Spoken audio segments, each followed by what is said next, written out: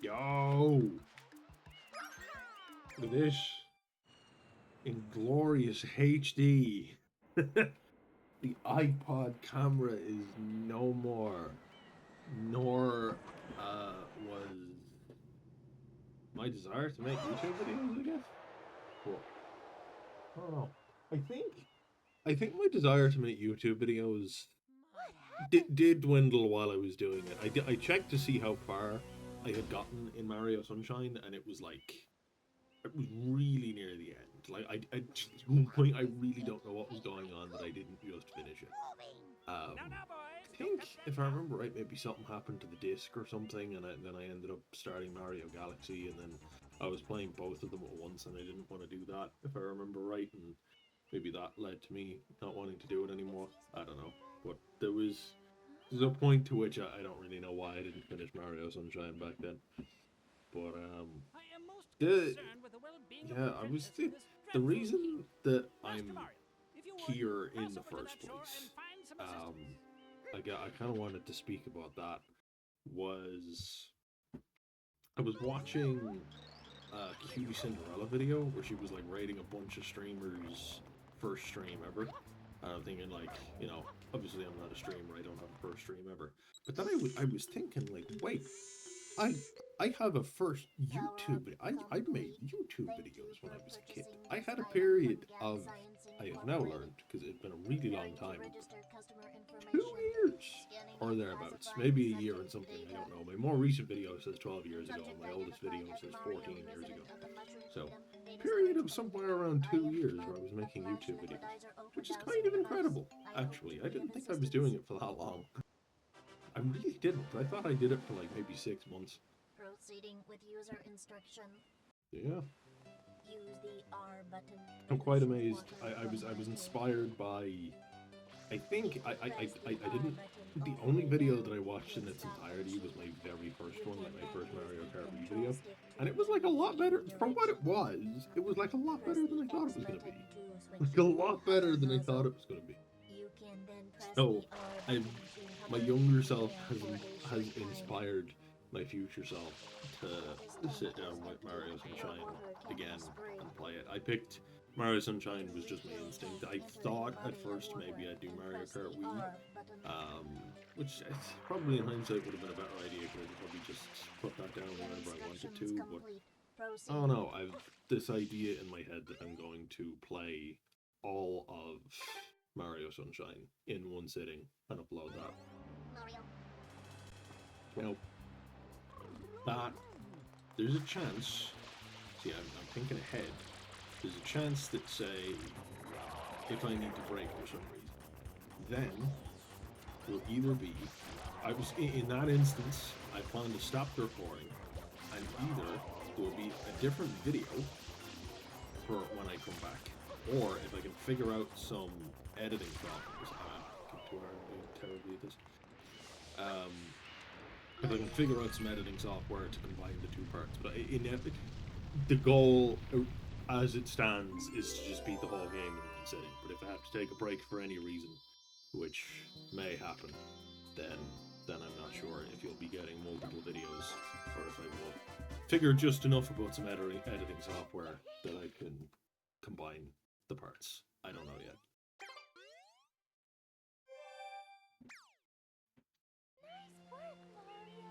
Part of me earlier thought about like having a notepad of like little things that I wanted to talk about because while I did this was like yesterday, I think. Was it yesterday? Yesterday was a Saturday. It was either Friday or Saturday that I watched the Cutie Cinderella video, and then all happened then that I ended up watching my old videos and becoming inspired and stuff like that. But because I've been thinking about it for a couple days. I was like, maybe I'll like jot down some things to say or something like that because I kept thinking of things that I nearly like wanted to speak about. But I knew kind of in the moment I forget. We have a long Let's Play ahead of us here, so I'll probably remember things as we go. I do know this cutscene off by heart. Expert Shine scholars have determined that this darkness has arisen because all of our guardians, the Shine sprites, have vanished from their gathering spot at the Shine Gate. The reason? It's quite obvious. This horrible graffiti is to blame. I'm sure a lot of people who played this over the years know this cutscene off by heart. I know the flood one that comes after this, I know far less of. But this one I can recite from memory. Overruled. I judge the defendant guilty as charged. I hereby order the defendant Also, to clean this what, entire like, island until Isle Delphine I'm sure it's a is pretty completely common free of talking its point, vile but headway. what Mario was shall not going be allowed on to leave. with this era of Mario games Adjourn. where, like, there's this, the surface level stuff is even pretty crazy. That the surface level stuff is that Mario was arrested and you play this whole game as a criminal. Like, no, I mean, he didn't do it, but, you know, as legally stamped on Mario's profile as this guy is a criminal and is currently serving community service.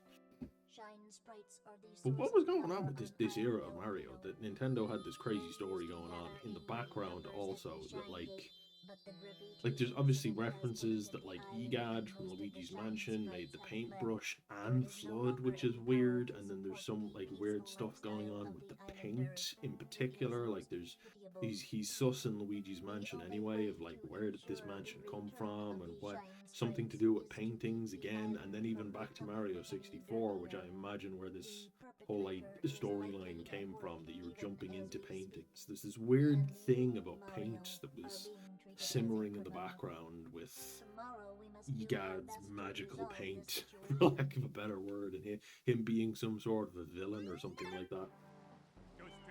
And it just went nowhere, which I can only suspect was because, I don't know, maybe the story elements of this game didn't pan out, they ended up abandoning them.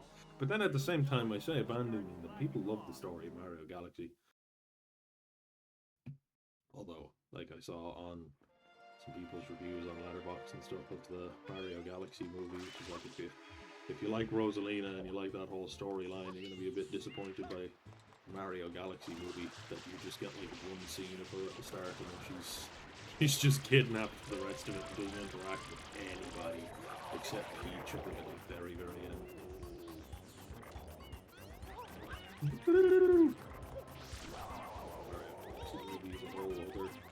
Madness of where Mario is nowadays. I'm going to plan soon, in I guess a few months now. It's May I'm recording this. I'm going in November. Plan is to go to Universal Studios in Japan, so that I can go to Nintendo World or Mario World or whatever. I'm pretty sure it's Mario and Donkey Kong is what's there right now. So supposedly they hit capacity pretty quick, and you have to like queue up like an hour or 90 minutes in advance to get in. If you don't do that, they hit capacity pretty quick. But then I'm also reading people saying that that's a bit overblown, and so long as you go not on like a Saturday or something, then you can go in and out of Nintendo World, no problem. It's not really that big a deal. So I don't know. One of probably a million things to figure out on my Japan trip.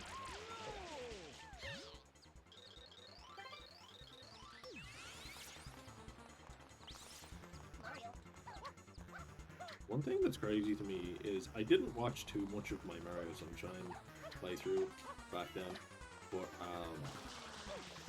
it's crazy to me how much better at these games I am, even though I would have thought even back then I was pretty good at them. But this is like, I've just played this so often that I'm like, I'm not a speedrunner at it, but in terms of like playing it casually, I think I'm like pretty up there, because I don't know why you would get any better at it than this if you were playing it casually. Like, I can play it really, really fast and very few mistakes. Of course, you know, I'm on a recording now, so I'll be making stupid mistakes, but like, I don't know. It's just, I didn't watch too much of the All Let's Play. It's crazy to me that slowly over time, without me realizing, my skill at these games has gotten much better. I will say the game is lagging a bit more than it normally does, and I feel like that's probably because I'm recording. I don't know if that's coming up on the recording, but the game is actually a little bit laggy, which is strange.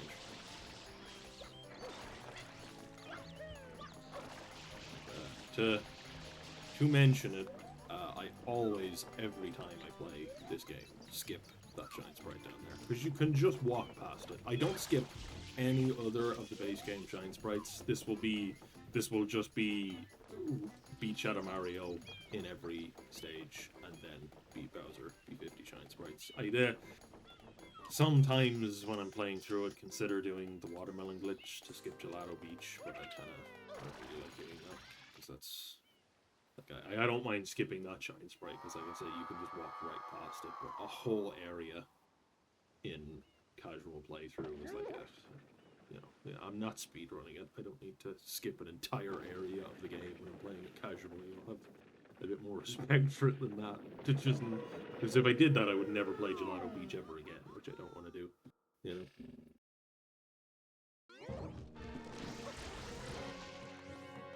You'll notice also there's like an emulator setting. I don't have it enabled. It gives the goop like jagged edges, and it looks kind of pixely, for lack of better terms. There is a setting that I should have turned on or off to fix that, but I've always mindset with these things is like, so long as it's working, I just leave it.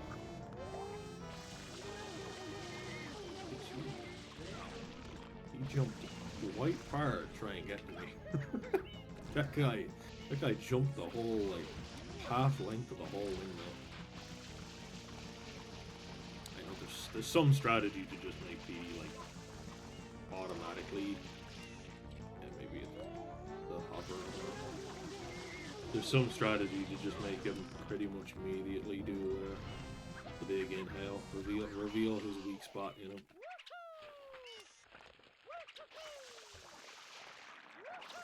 Woohoo!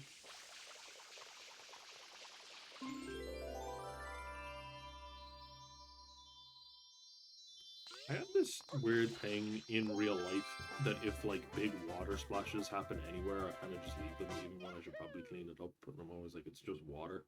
Part of me wonders if that's, like, some... I don't know, I think about Mario Sunshine sometimes, that I don't really care if I, like, get water all over myself or something, because I wonder if from playing Mario Sunshine when I was so young that, like, water is just, like, a thing. I don't know. This is a really weird thought, but I don't know. There's something about when I spill water, I just don't care. I'm like, that just dries on its own. Water's fine. Even when sometimes it's, like, not fine, and I should probably be cleaning it up. I have not... This is... Because, like, I would instinctively just walk past this guy, and I have not engaged one of these enemies in years. Isn't... Walk into it now? Now I jump on it. There's one of them that you, like, hit them into a wall or something, you know? I have not, like I said, not engaged with those enemies in years. But there'd be things that I'm thinking about now, because I'm recording this. Anyway, I'm going the weird way. Also, normally... I'll see if I even make it here. Normally I go that way. Recording it now. Doing things differently, doing things weird. Well, I made it. Well, doing things weird. Maybe that's a faster, more normal way to go. I don't know. Not the way I normally go.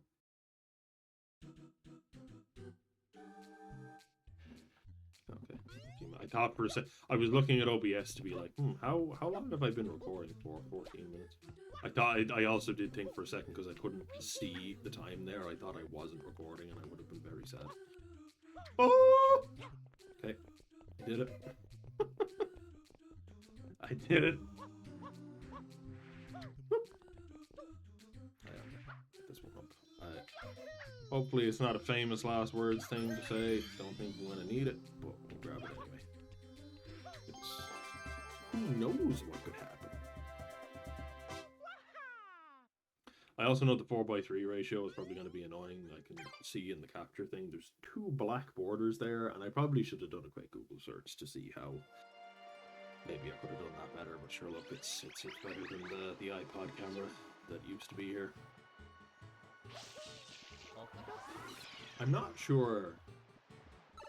I guess I'm kind of just seeing if I enjoy this or not. I'm not really sure if I want to. Like, part of me's thinking maybe I'll just do Mario Sunshine and, you know, have a bit of nostalgia, thinking about the way my life used to be and how excited I used to be that I could record a video and post it on YouTube. Like, that was something exciting, not something that literally anyone could do at any time. You know? Even though I guess back then, people probably could do it, you just kind of didn't realize, I guess. But now it's like,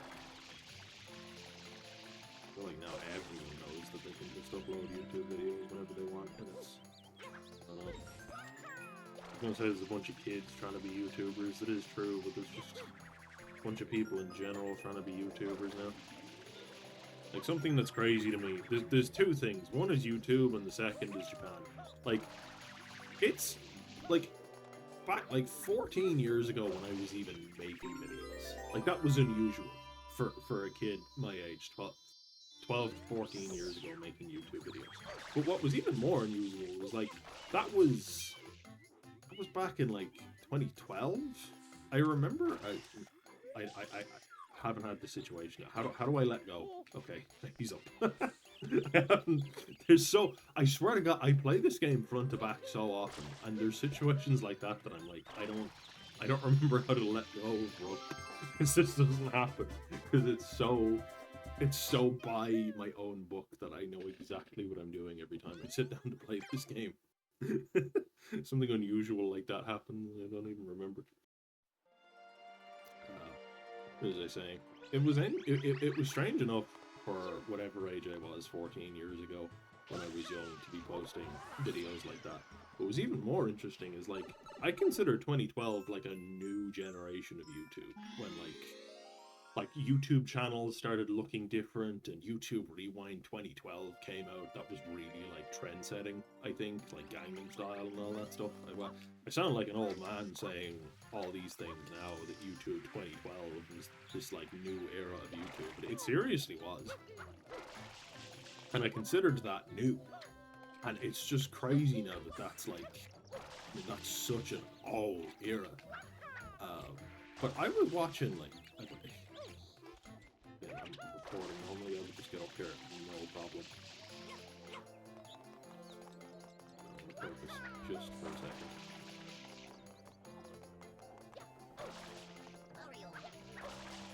This is one of my novels. Oh, you can't use it yet. $20 now. Yeah, I hate this boss fight. This might be my least favorite boss fight in the game. I might say that about more boss fights, but I don't like this boss fight.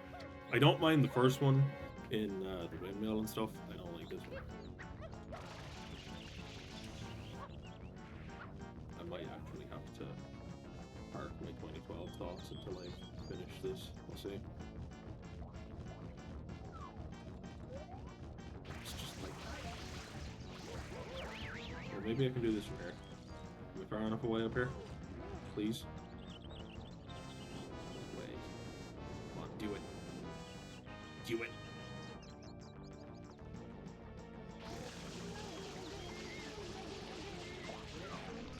You.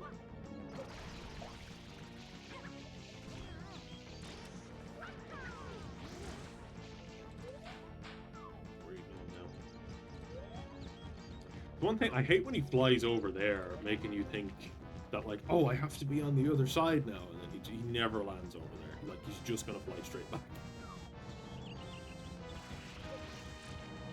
I used to, when I was young, call Peter Brown She. I don't know why. This was... I got this game when I was like 2 or 3. I think I was literally 2 years old when I got this game first. It was like also my parents just assuming Peter Brown was home for some reason. Whatever. don't know how all that went in. That was such bad aim. I don't know how all that went in.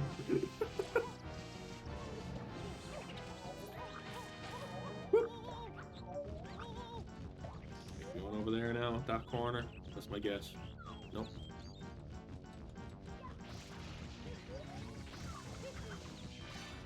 Oh. What? Oh.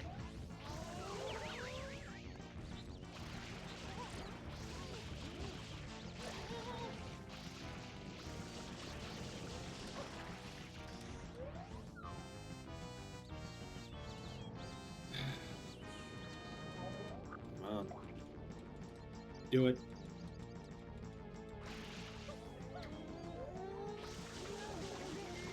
Gotcha.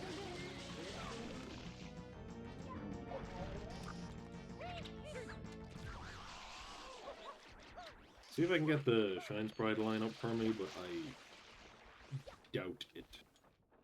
Somewhere over here. I've gotten it like once or twice in my life. I didn't even jump at the right time.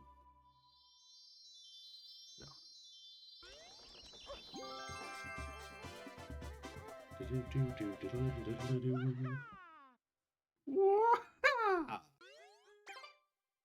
Wah-ha! So it was unusual, back to my thoughts.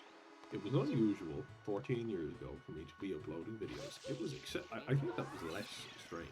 I think what was more exceptionally unusual was I was watching. I should have double checked. It was like 17 or 18 years ago. If that was 14 years, it was 17 or 18 years that I first started watching YouTube. Like before the term "Let's Play" was coined, and people were just uploading gameplay of things. Like I was watching that shit. Like it wasn't even. I hesitant about naming anybody, but there was definitely one or two people in particular that hit YouTube back in the day with the term "Let's Play" and kind of changed it. And again, I consider that not as new as like 2012 new, but like a new generation. And just the fact that I was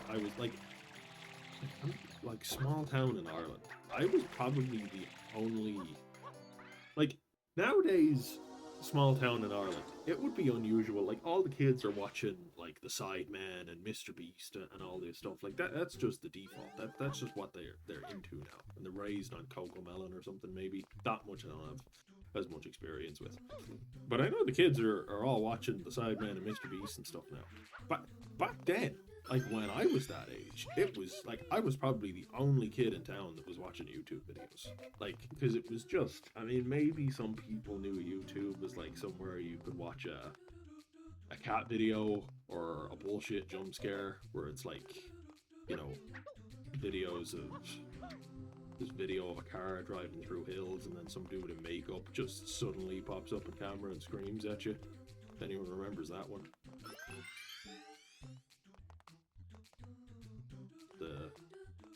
The nerds who were uploading gameplay of Pikmin and Mario Sunshine and stuff back then were not the norm. And there's things like, I mean, I remember these people when I was a kid being my heroes. Like, that, you know, I was watching them play, like I say, Mario Sunshine, Pikmin, Luigi's Mansion, whatever. And like I go back and look at some of their channels and like they had like 1,000 subscribers.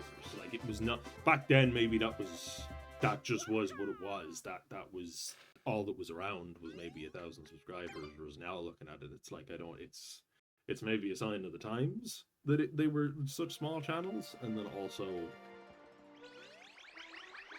it's just crazy that like they weren't really that big a deal. But to me, that was like they were Mr. Beast, you know, or they were KSI or whatever it is, you know.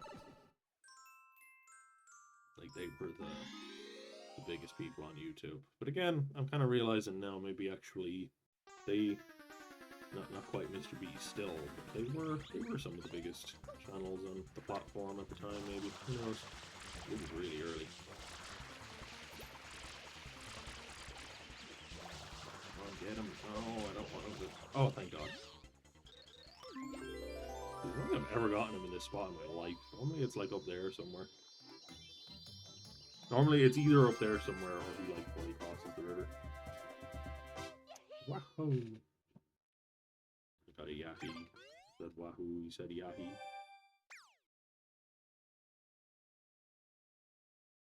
Charles Martinet is gone. I don't know who the guy is that's doing Mario in the games now, but why is Charles gone? It's not... That is one of those things I would not have ever... Obviously, Charles Martinet was going to not be voicing Mario at some point. That was crazy.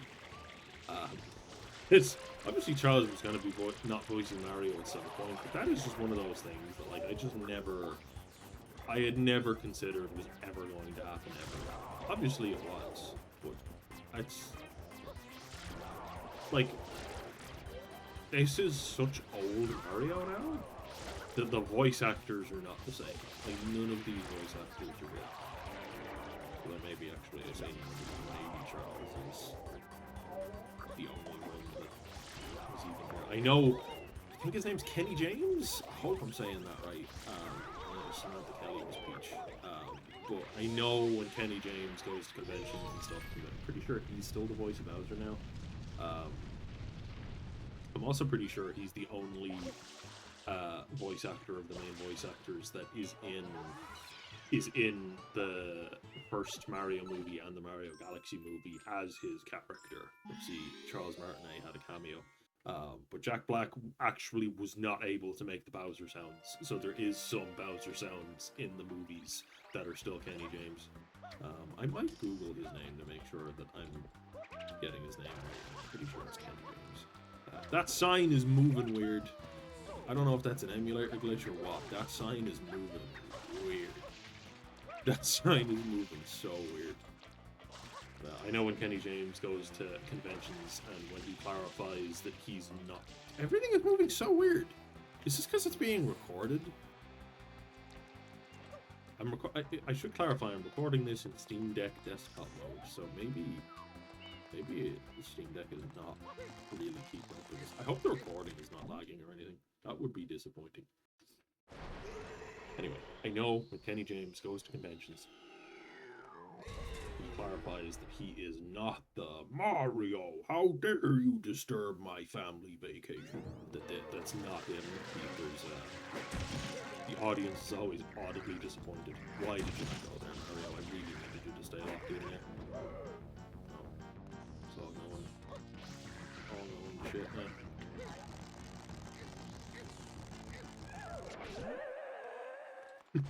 I need to check, like, in my old Let's Play, like, did I do this properly? Did I, like each tentacle one by one?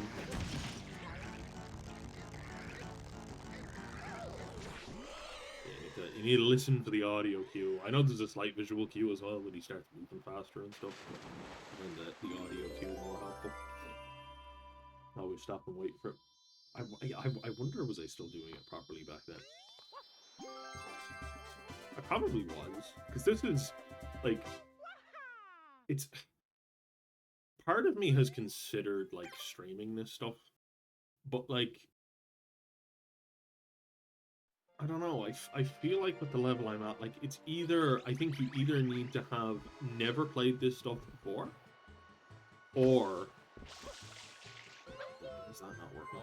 I think you either have to never have played this before, so it's like a blind playthrough, or you need to be speedrunning it. I think on Twitch it's like...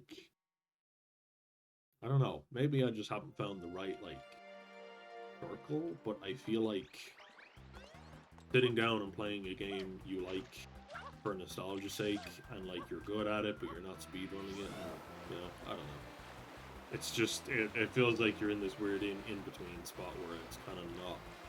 It's not enjoyable for people for some reason. They want to see either extreme, I feel like. Either total inexperience and seeing how they deal with it, or like someone who is like a god at the game. And there's just not in between of it. I don't know, even still being a god at the game, like, you don't have to be a god at the game to speedrun it. I think people enjoy even the inexperienced speedrunning. That speedrunning is just... Like, I like playing these games to chill out, you know, and I've gotten fast at parts of them naturally, and there's some speedrunning techniques that I find helpful, but you know, practicing glitches for hours and hours is not really that fun to me. And then speedrunning can just be stressful anyway. I find the whole having a timer there and watching your splits be green or red and stuff, it's just, I don't know, there's it removes a relaxing nature from the game, I feel like.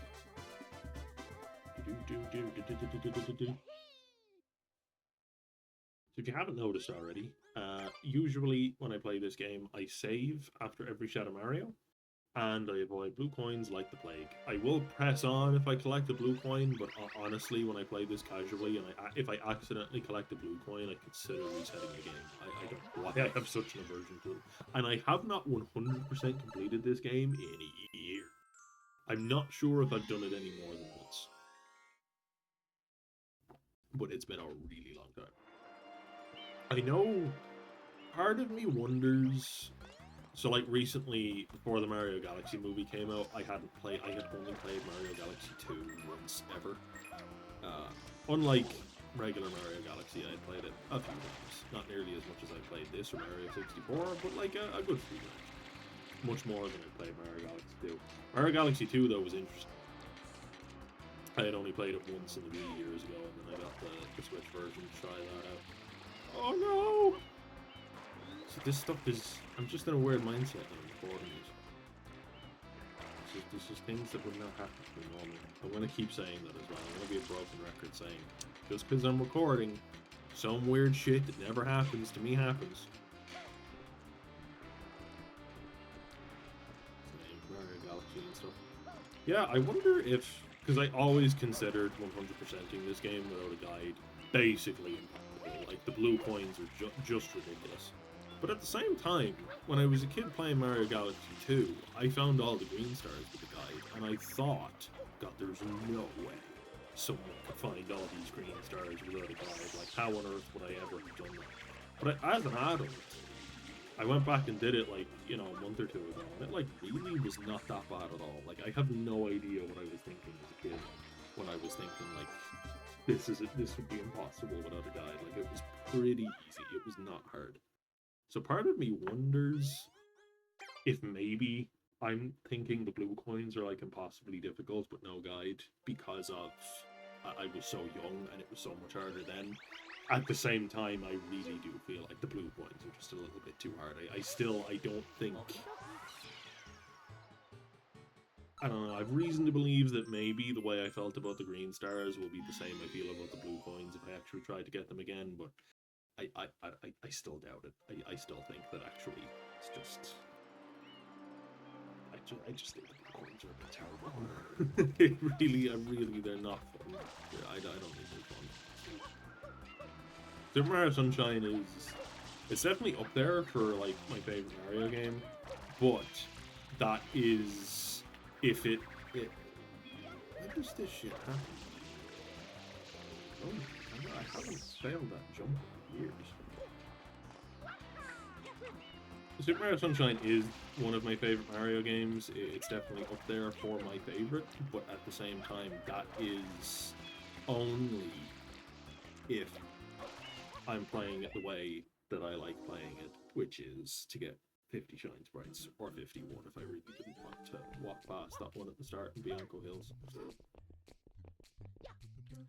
But 100%ing it, if I'm considering 100%ing it, it is not even close to my favorite Mario game. Like, it's so far down the list of games that I would like to 100% complete. If I'm weighing that up, is a very different opinion on this game. Like I said, haven't done it in years. Maybe if I was Twitch streaming, which I guess I might do, I might try and 100% complete the game. There's in the acapella, there's a guy, I assume guy, who's going, if that's even picking up on the microphone properly. I'm exaggerating it a little bit, but once you hear it, you cannot unhear. Like, it's the only thing I hear in the whole song is this guy going. Yeah, I don't know if that's picking up on the microphone. Part of me wants to, like, lean into the microphone and do it, but I'm not going to do that. Also, microphone.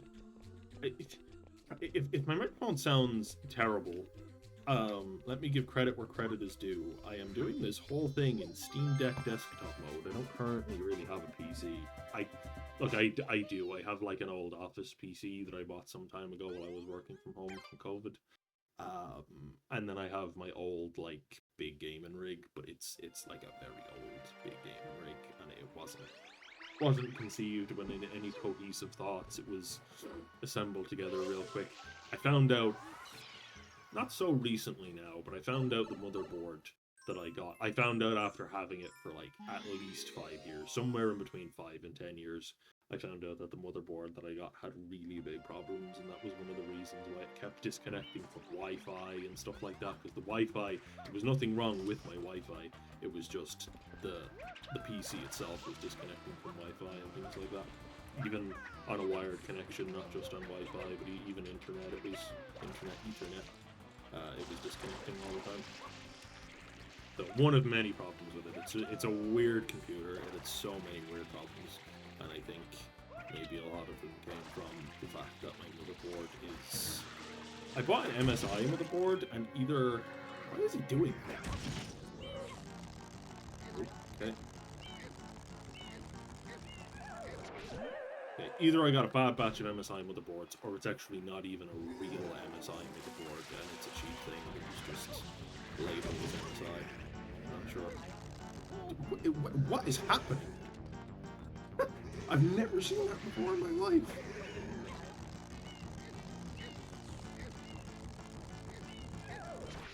Just water sliding into his face.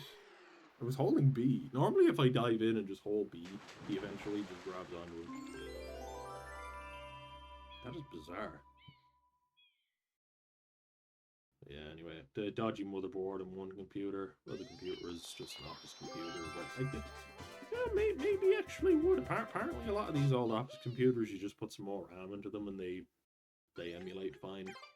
Don't hold me to that, I'm not entirely sure, just things I've heard. So maybe I could do that and, I don't know, set something up that way. But, I don't know. Could also just wait and see. Apparently Steam Machine is coming out soon in the next month or so. Although Steam obviously did delay, not the...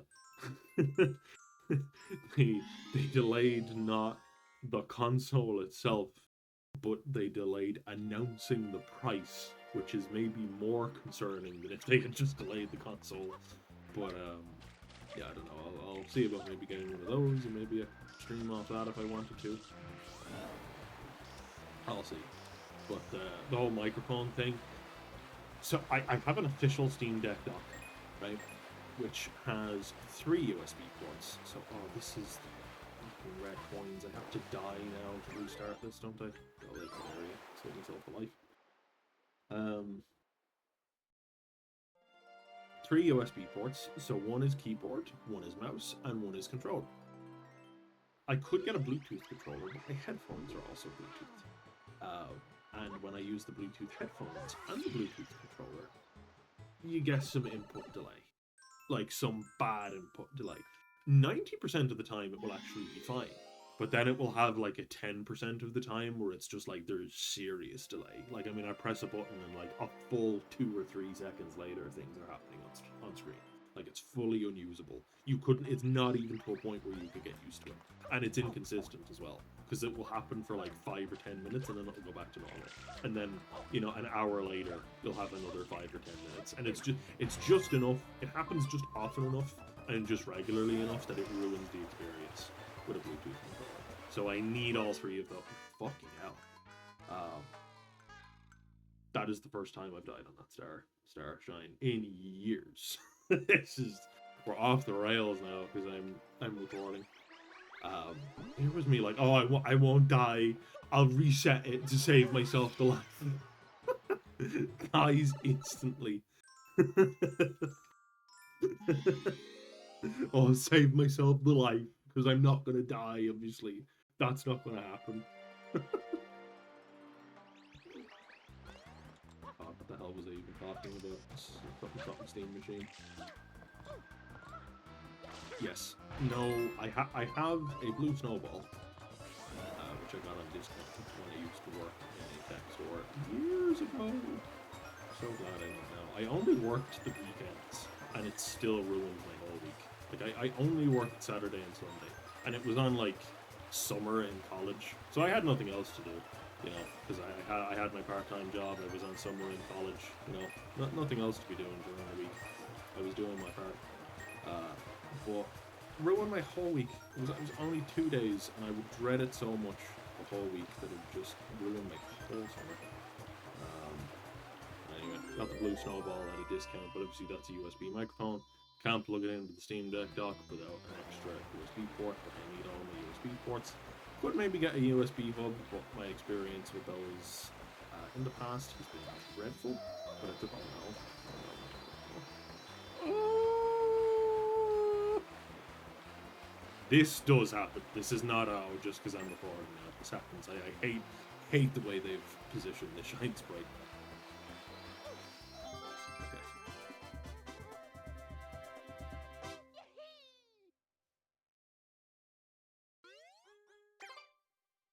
My experience with USB hubs has been terrible, but at the same time, that was probably like back in the day, I was trying to get like 4 controllers to work on a PC so I could emulate Mario Party or something like that. It probably wasn't something that was going to work anyway. Oh, and I have to check my phone manually because I always have it turned on silent. I hate notifications going off and stuff, they annoy me. I'd rather have to manually check my phone every 30 minutes. Never call me in an emergency. I will not answer. I just, my phone will... Phone will not really. Hey! That was fast! Normally I don't get them until around there somewhere. That was super fast. Okay, glitch.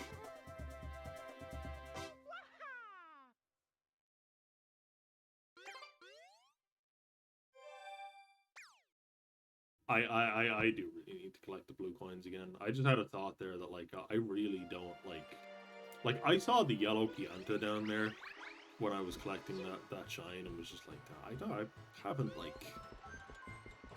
I haven't walked around that area in such a long time. I probably haven't talked to that Pianta in years. Or barely any of them in years. I should really try soon and get that good point. Maybe I will if I either set up my computer or if I get a Steam machine or something that's more capable of streaming. A nice stream. 100% sunshine. Let's see. Ah!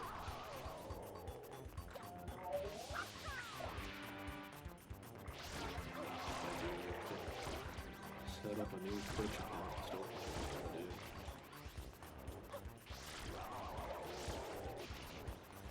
I'll figure it out. I'll figure it out the way I'm doing it. If I do it at all. If it doesn't happen, it doesn't. Oh. Mario just zapped over here. Get clean on your own, Toad. You'll be clean by the time I get out, I believe.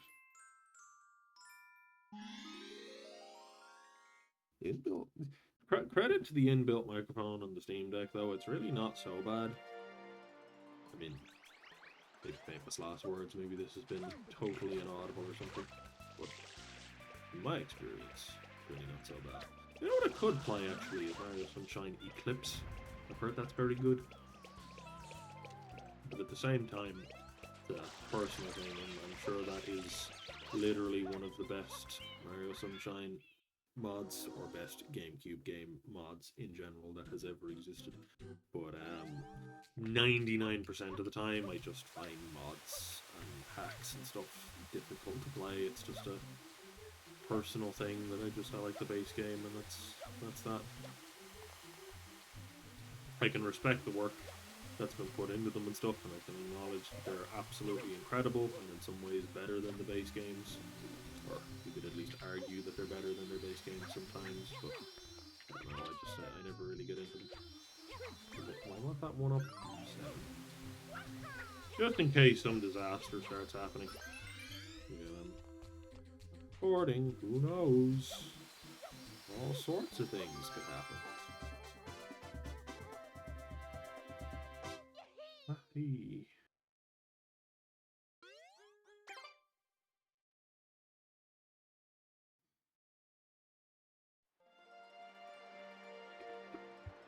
I don't know if my pauses are, if you can hear that I'm drinking. I don't know if sips and gulps are picking up on microphone. I'm also leaning, I don't know, pretty far back from the microphone. This is me leaning forward, and this is me leaning back. I'm gonna move in a little bit extra. I've been having, it's adult problems, having back pain a lot over the past couple of years. Got really bad at one point that I had to take some time off work for it. But I'm doing better now.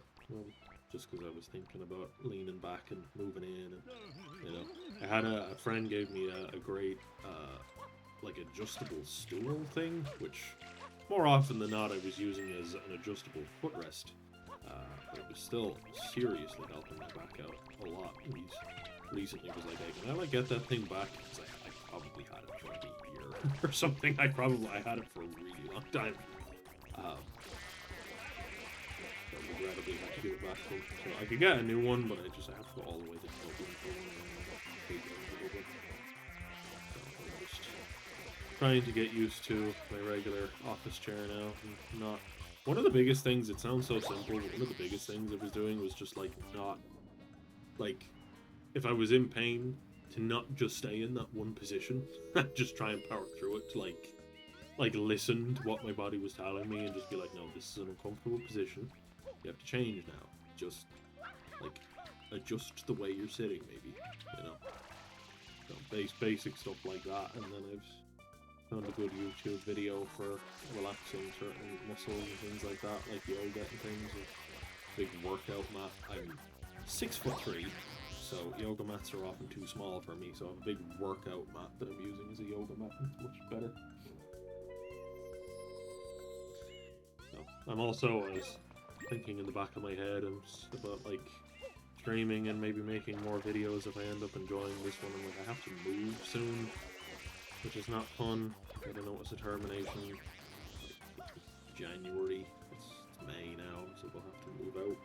It's not next month, but the month after. We're in the middle of May now. We have the rest of May, all of June, and then maybe 1 week in July, and then we have to go. So I'm moving, and I have to change where our desk is, and just all sorts of stuff. It's real not fun.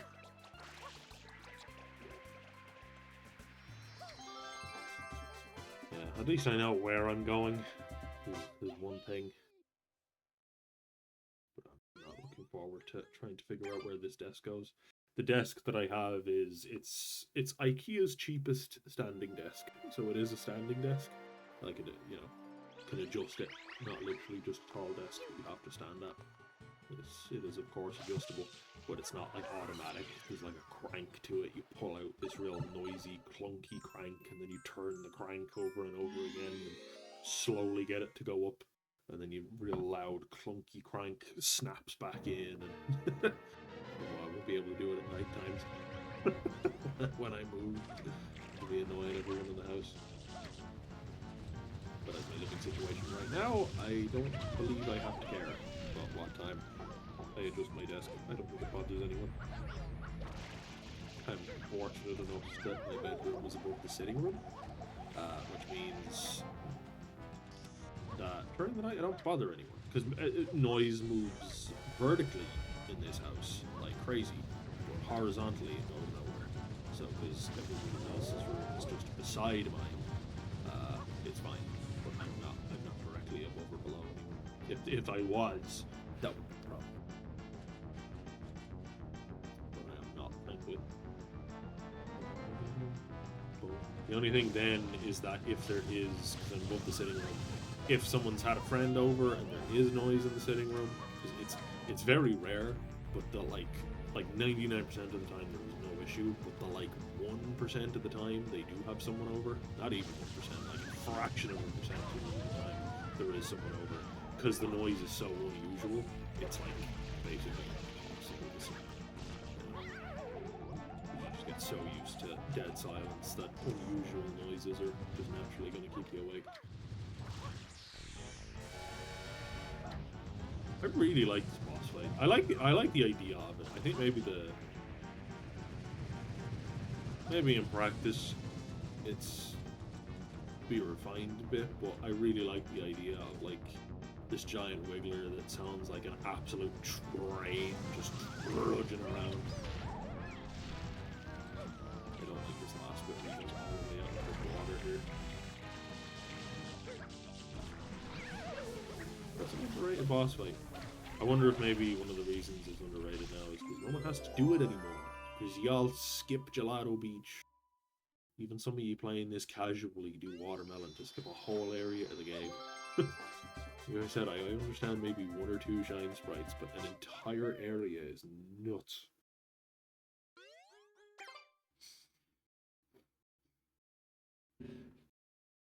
You know, OBS has... Wait, do I have a binaural microphone?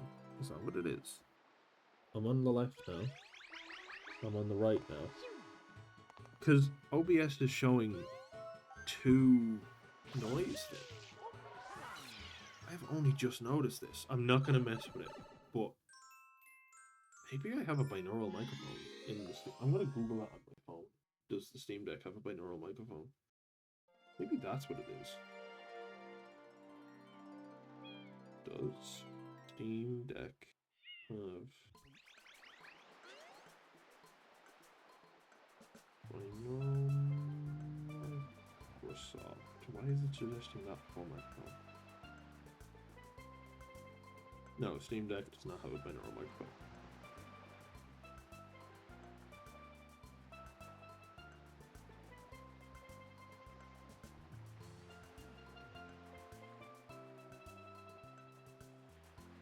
Wait, binaural is 3D. What am I thinking of? I'm just thinking of 2.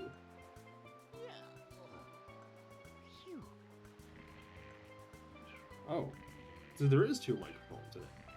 It's just not, I guess binaural is not what I thought it was. Binaural seems to be 3. I thought binaural was just like 2. I don't know.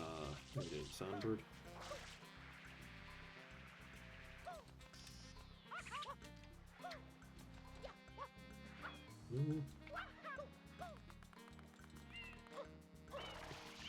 Realizing now I have no idea what binaural means anymore. Stereo? I know stereo is output. But anyway, if you're hearing me differently in left and right, I'm actually sorry about that. My preference would strongly be for my microphone to just be mono. I don't... There's no reason for it to be coming out of 2 sides at 2 different rates. So I'm sorry if that's been happening.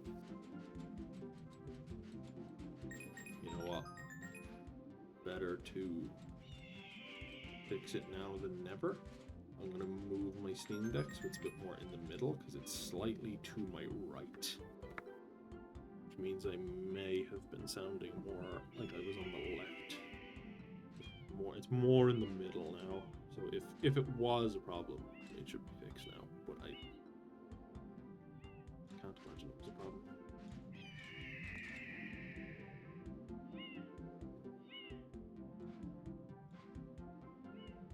Look at all those blue coins that I may never ever get again in my life.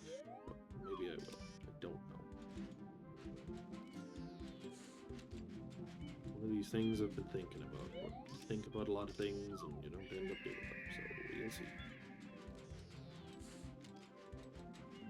It has been a dream of mine for some time now. One of those things where, like, it's mad that, like, I was watching YouTube videos as a kid, and I was, like, probably the only kid in town watching YouTube videos, and it was, like, a really weird thing to do. Now flash forward to today, and it's, like, unusual for kids not to be watching Mr. Beast or whatever. But, like, it's been a dream of mine to, like, go to Japan for a while. I think I mentioned already that I'm going, like, vacationing there for a little while, like, just for 2 or 3 weeks. I did that before as well. I went for 2 weeks last year, but I mean that's one thing anyway. I suppose that would have even been unusual, but like even wanting to maybe live there for a little while, you know, teach English for a year or two, experience what it's really like there. Like that would have been a dream of mine for like a really long time. Like since I was a kid, like you know, something snowballed where I was playing Pikmin and Pikmin 2, and then I was looking at videos about that, and then I found games like I found games like Katamari and stuff, and I was playing those. Used to love Ape Escape as well. Like these games that I guess were the thing that was inspiring me or leading me to believe that Japan is some incredible place. I don't know, because I'm not really into anime and things like that. But it's mad to me that now, like, again, I've grown up feeling like being interested in Japan was just this weird little thing that I was into, and it really wasn't normal. And now, fast forward to today, and everyone's wanting to go to Japan. They suddenly have an over-tourism problem now. There's so many people going. Like, it's just the way of the world, you know? It's mad. I can be interested in all this stuff as a kid, that I'm called weird for it, and fast forward to today, everyone's into it. It's like this.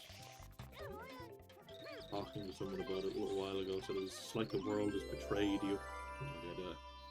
I wouldn't have put so much emotion behind it like that I feel betrayed by the world. I just think it's fascinating. I guess maybe a little bit annoying, but not to a point of feeling like the world has betrayed me or something. I don't feel that strongly about it, but I don't know. Whatever about YouTube, it's kind of nice because I have like, yeah, I've been there, done it in terms of trying to make YouTube videos and stuff, and obviously they were not great. They're on this channel right here. They are what they are, but I don't know. I've been there and done it to a point that I got a bit tired of it and didn't really want to do it anymore. I saw how uninteresting the behind the scenes can be compared to the actual output sometimes. But the Japan thing, I think that annoys me a bit more because I haven't yet done what I want to do with Japan. I think if I had been there, done that, I wouldn't really care as much now, but I think it's just because Japan, I haven't gotten to go yet. I'm seeing all these people going, and it's, you know, there's an over-tourism problem now, but I wanted to do this when I was like 10. You can call me a weirdo. That didn't really happen, but you know what I mean. It's the way it felt.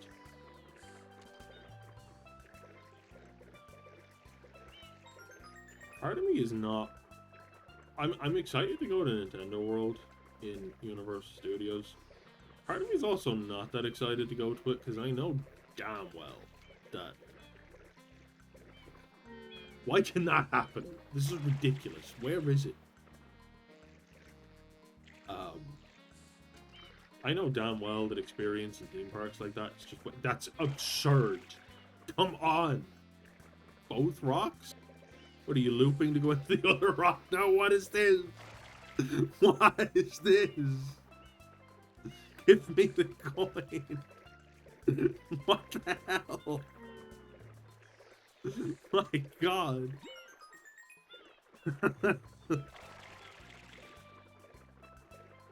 Oh man, when can that happen? Anyway, I know damn well that experience at theme parks is just waiting in lines, and it's often underwhelming, especially if whatever over-tourism problem in places like Tokyo and Osaka in general. In Nintendo World, Universal Studios, it's a different level of tourism. The fact that they even reach max capacity in that place is bonkers. But then at the same time, like as a fan of these things, I think just about anyone would have to know that a Nintendo World theme park was going to absolutely like pop the fuck off, and they were going to have like serious like tourism problems and stuff if they made it small. But I guess they had to be conservative about it and make it absolutely tiny, just in case it wasn't popular. Not anyone could have told you that was going to obviously be incredible and by far the most popular thing there. I'm also partially interested in going to Disneyland and Disney Sea and stuff in Tokyo, but I'm a lot less interested in that.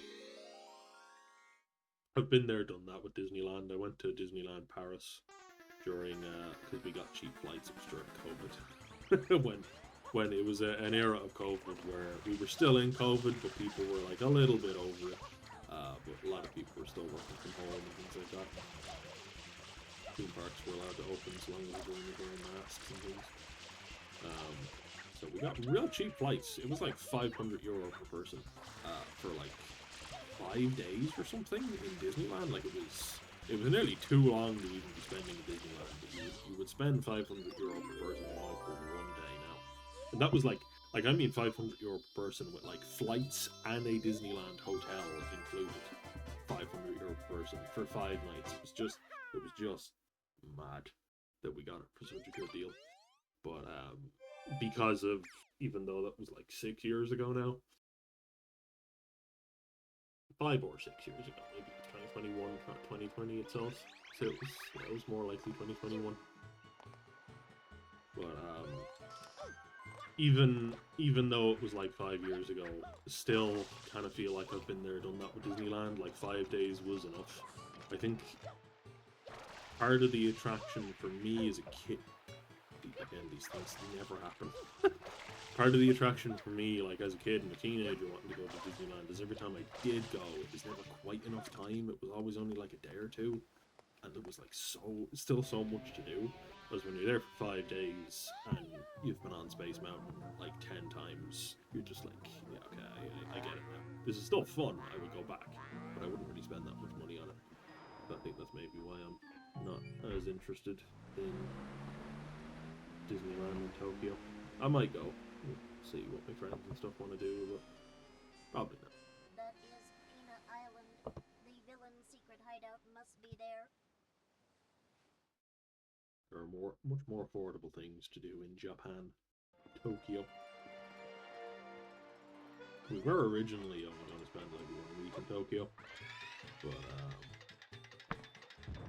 we've changed it now. We're doing... What was it? We were going to spend 2 weeks in Tokyo and 1 week in Osaka, and we've actually swapped it around.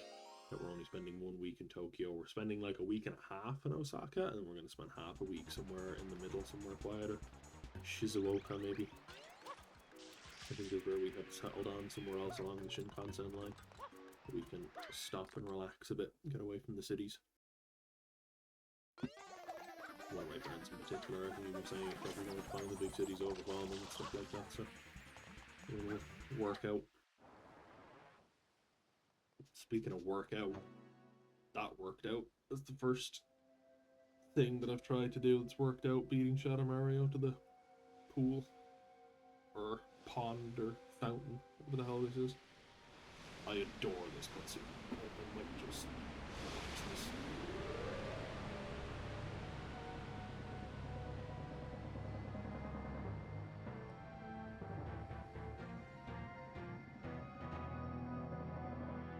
What happened? Did the perpetrator get away? Yeah.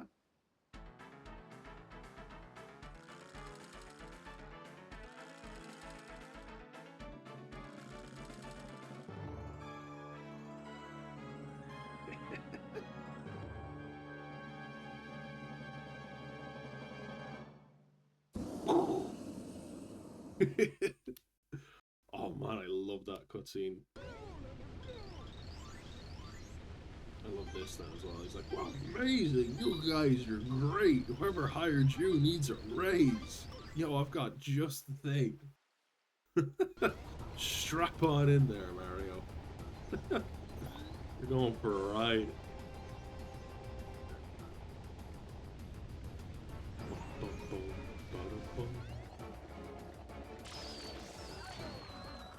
I don't think I can ever actually hit him. That's not hitting him.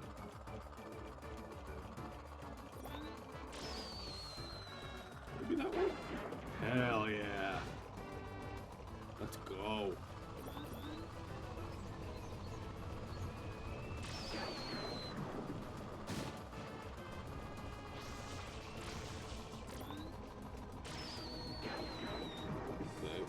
the cycle, maybe? We have one left?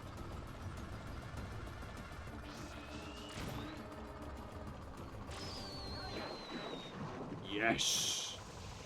Hell yeah, man. One cycle. I love this cutscene too. I was... Personal pet peeve that Bowser Jr. didn't sound like this in the Mario Galaxy movie. I love this cutscene. If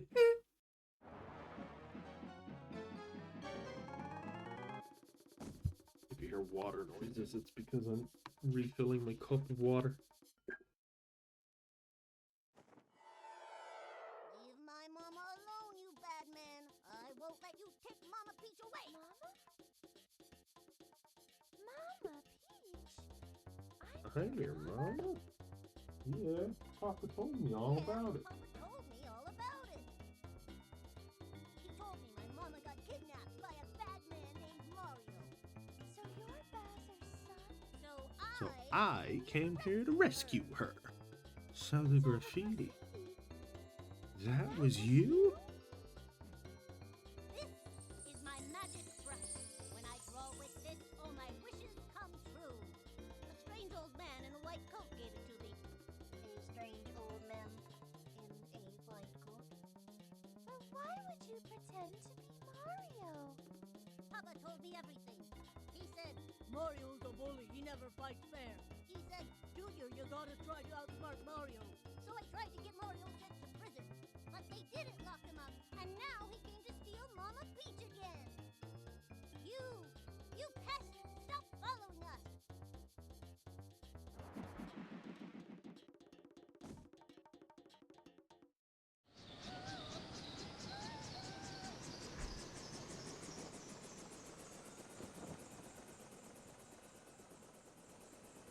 No, not again.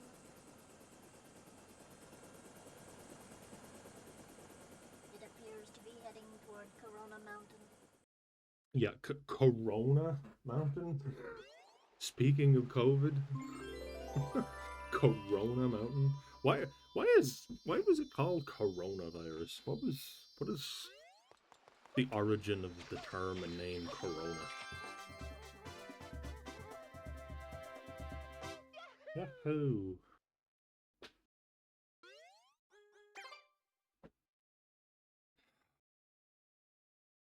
When I was filling up my water there, I think you heard a clash of cans. Let me see. It's kind of picking up on the mic, I think. Based on the OBS thing, it actually maybe wouldn't have been that loud. I don't know. But apologies for that. But apparently you didn't hear the water, so that's good.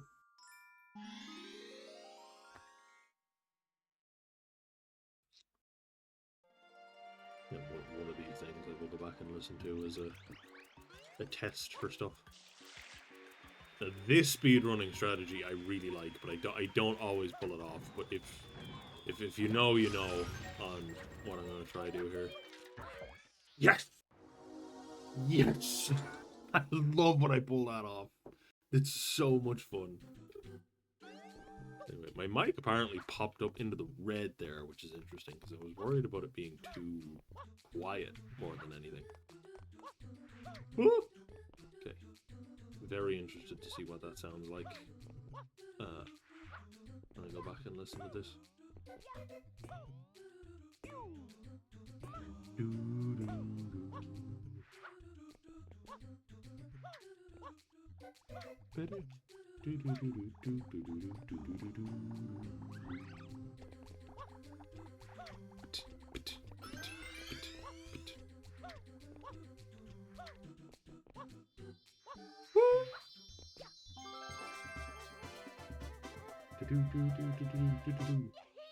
Very Yoshi background. Painted trees and painted flowers. I thought it was really interesting that the game that came out for the, whatever it is, 40th anniversary of Mario was a Yoshi game that Mario was not even in. It's just real strange. We haven't had a Mario game in a while, I feel like. What was the last Mario game that came out? Like Wonder? Is that the last Mario game that came out? I mean, ignoring like tennis or whatever might have come out, like sports games and things.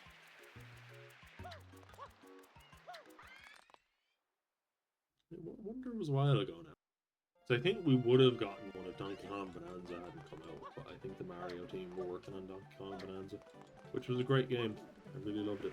I watched a video recently of someone saying they were like really stressed out, and Donkey Kong like came at a time where they were really stressed and they really needed a de-stress game. It was so interesting because I was like, I had the exact same feeling towards it, that like it just was like there for me during like a stressful time. And I wonder if, I don't know, one of these things that like I thought was a personal experience with this game, and it wasn't necessarily anything to do with Donkey Kong, it was more to do with me, but I wonder if maybe more people had a kind of de-stress feelings towards it. I don't know.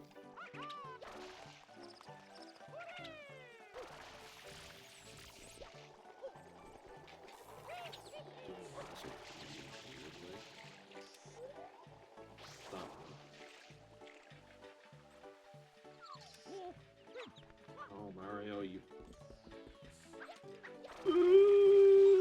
Okay, I got it.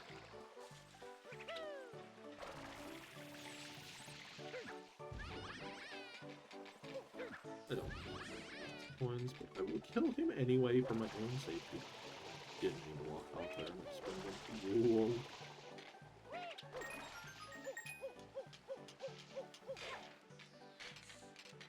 Blue coin.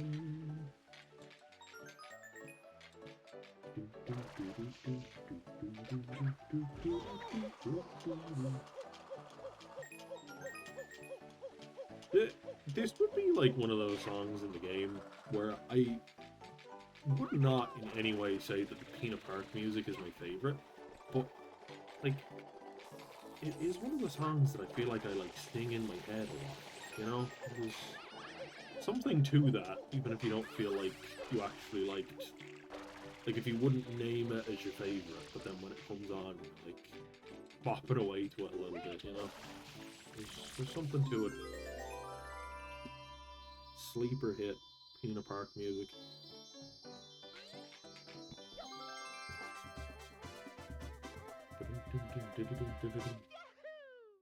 I wonder how many years it's been since I got 100 coins Shine Sprite also. I would have more recently enough gotten 100 coins in Super Mario 64. Another one of those games that I've just played start to finish over and over again. There's actually a good chance that I played it more than this, because I finish it faster than this, I think. Well, I mean, I can even finish Mario 64 in like 20 minutes if you really want to, but you know what I mean? Just doing it, for lack of better terms, properly.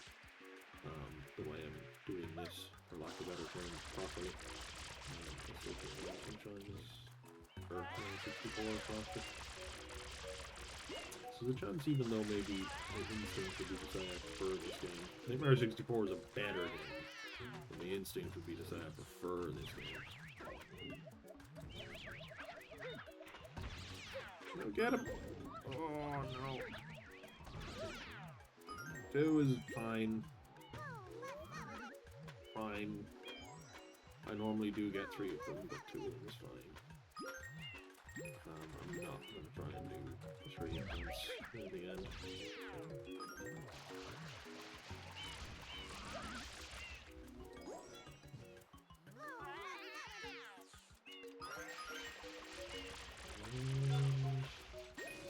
That's it. This is requiring quite a bit of focus. My apologies. Come on, dude.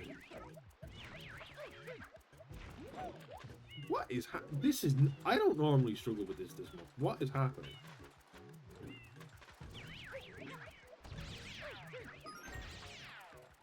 I got him. Jeez.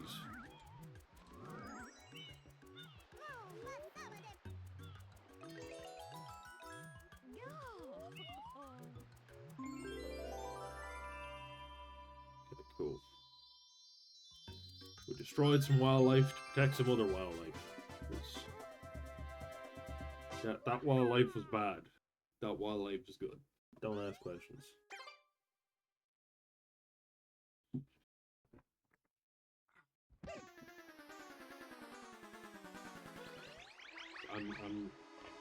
I said about the stool, I'm lacking a footrest, so I'm using an old cardboard box that's just sturdy enough to be a footrest, but I'm still getting used to it. We're going to also move the Steam Deck to be a little bit closer to me. I can move it, and sorry, that probably sounded awful. Move it in such a way that it's closer than normal, because I'm not using a keyboard. I can move my keyboard slightly out of the way. Yeah, I knew what would happen when I first got this desk, that because it was so much bigger than my old desk, I'd be like, whoa, this is so much space. And I would just after a couple weeks, just get used to it, and it just not really be that interesting. But then I've, you just put all sorts of stuff on the desk then as well, because it's just a flat surface. Every flat surface. But why am I going this way? What am I doing? Where am I going? I remember.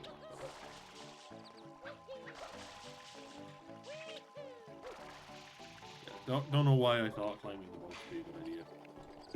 I never do that.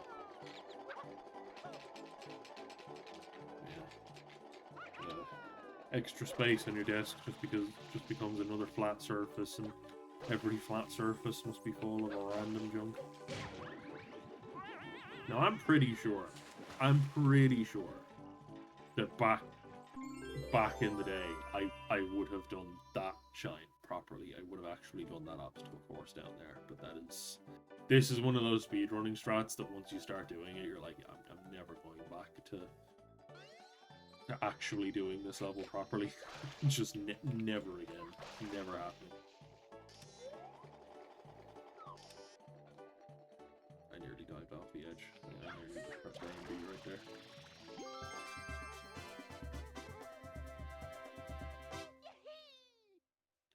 We're halfway there. And we're an hour and 17 in. So this should take approximately 2.5 hours in total. Let's see. Let's find out if I'm right.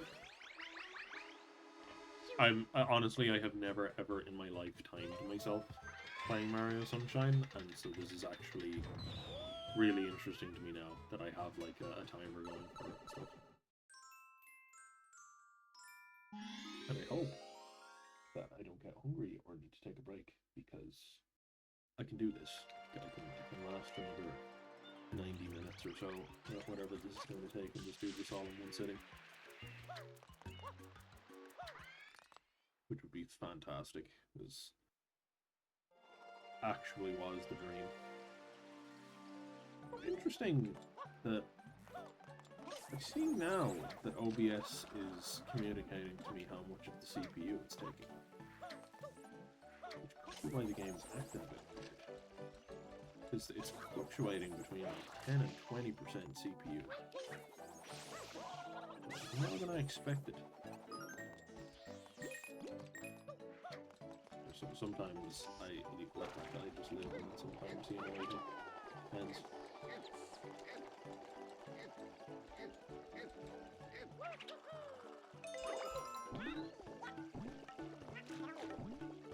Something that kind of annoys me about the Xbox controller that I have for my Steam Deck is it's a wired controller. I explained before that I get input lag and stuff when I use Bluetooth headphones and Bluetooth controller. Well, sometimes, very rarely, but it's bad enough that I never want to really use it. But the Steam Deck doesn't work with this controller properly unless I'm already playing a game with my wireless Xbox controller. Are you kidding me, Mario? Are you kidding me? You didn't make that jump? How did you not make that jump? No, hold on. I am trying that exact same jump again. I will make that jump. What happened there that he didn't make that? Is it meant to be a... Why aren't you making that jump? That's so doable! I'm gonna have to stop and get the blown up in the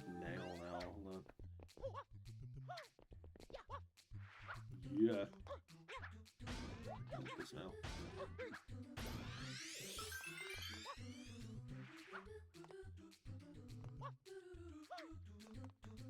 Yeah, there we go. Okay. We'll focus on this and then we'll get back to commentary. Ooh! Oh my... Why is he not... He's doing the shortest little hop sometimes. What's the problem? Why is he going nowhere? I normally jump dive this whole level and it works for me, like, all the time. Not here. I don't know why I'm doing it here. It does not normally work there.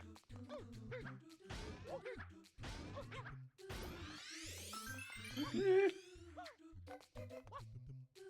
We'll be impatient here. We'll wait for the other one. Why is he going nowhere sometimes? What is that? I've never seen him do this before. Normally the strategy of jump diving here works for me. It's like he's, like he's just not gaining the height he's supposed to be.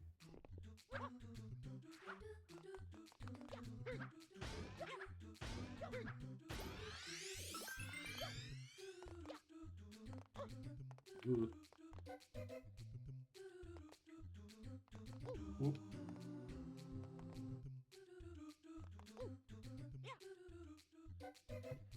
That's why I don't like regular jumping. Because he grabs it and then lets go because it's moving.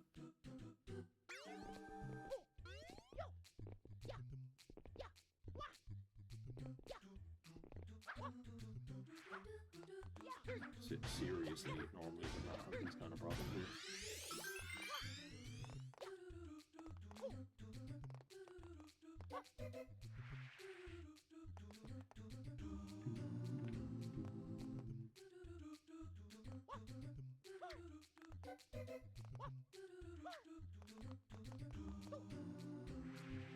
Okay.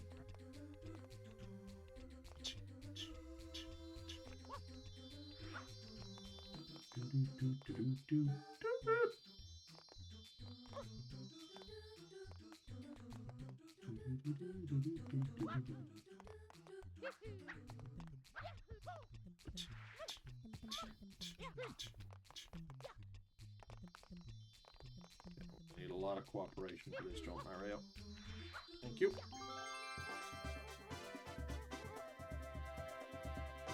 Yahoo! I don't know how many sound effects he has. Is it like 3 maybe? Yahoo, weehee, something else. Maybe it's just 2.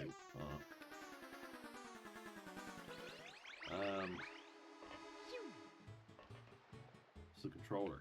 If I plugged the Xbox controller, I have a wired knockoff. It's blue rock candy controller.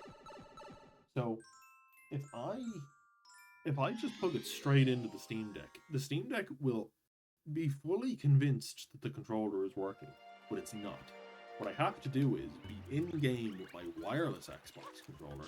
That one is actually not an Xbox controller. That's one of the 8-bit Doom Switch controllers that there's a thing on the back of it that you can change it so it uses Xbox input, but it's not actually an Xbox controller. Focus here as well because I never do well on the Shadow Mario. He always goes a mile away from me.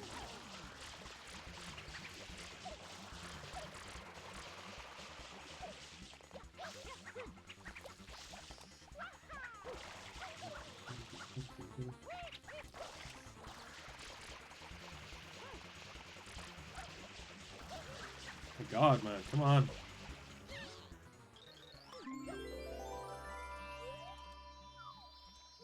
So what I have to do, like I said, when I plug it in, it doesn't, like, Steam will fully think the controller is working, but it is not working. It doesn't do anything, even though Steam recognizes it. What I have to do is have the wireless controller working and not plugged in, but connected. Open up a game. Then plug in the Xbox controller while I am playing a game with the wireless controller. Then Steam does something where it like matches the settings and understands the Xbox controller, like what it's meant to be doing, and then it works. Then I can start using it, and then I disconnect the wireless controller, and it works from there on. but it's really strange that I have to be like, I literally have to boot up a game just to connect the controller and then disconnect from the game. He went nowhere there. What? That was so... I don't think I ever got him that fast there. That is mental. Sure.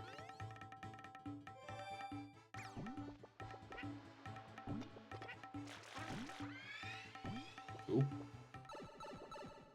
Zoom in there. I don't know what is going on with the controller stuff. Real strange. Steam is weird with controllers anyway. It always has a... Sorry, sip. It always has a bit of a delay anyway, that like it will say a controller is connected, but then it'll actually take like 15-20 seconds for the controller to work properly. Just real strange. I love my Steam Deck though. I've completely moved away from using any kind of gaming computer. Just dock and Steam Deck. Perfect. I love it. Never going back. I have locked Windows totally and completely. Oh, look, I say never. Maybe someday I'll have a bunch of expendable income and buy some insane gaming rig, but I doubt it. I don't think I'm ever going to, really. I'm going to say with Steam Deck and maybe a Steam machine someday too, depending on what price they are, but as I said already, it's a bit concerning that they've delayed not the launch of the Steam machine, but the price of the Steam machine, which is concerning. I know there was people saying that no, it's going to cost like $600, which would be great. That would be extremely competitive, and it would seriously hurt the console market if they released it for $600. But okay, all right, we're healing. We're here. We've got coins. We've got health. We're good. It's not happening again.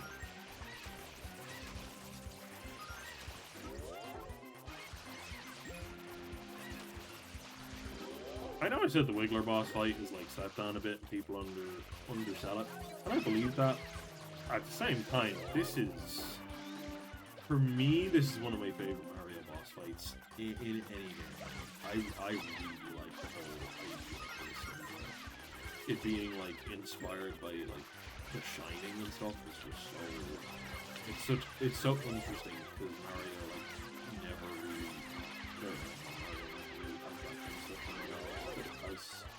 stuff that's inspired by something that's so different to it. Stephen King's The Shining. Yes, Shine. There's something about the whole Shine thing that they were like, oh sure, well, The Shining, we can have something inspired by The Shining because it's Mario Sunshine. Yeah, I don't know why it took me so long to put that Shine connection together. But maybe there's something there. I still doubt it though. Just like the idea of Haunted Hotel. I don't know if there's something canonical going on with the boos. The boos are different here than in Luigi's Mansion.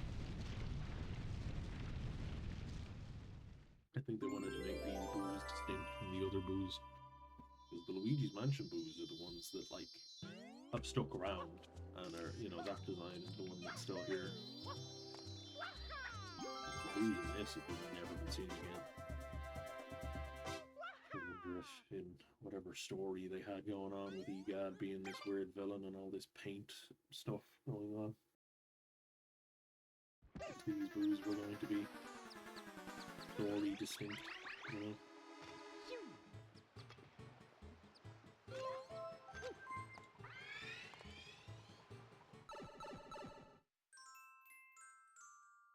Well, they're not there.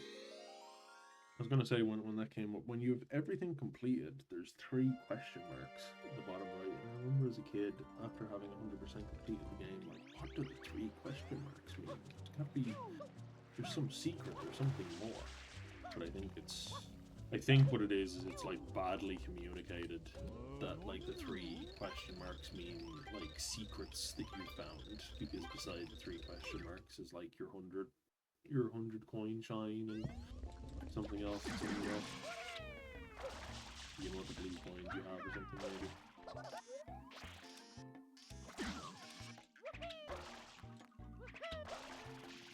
Yeah.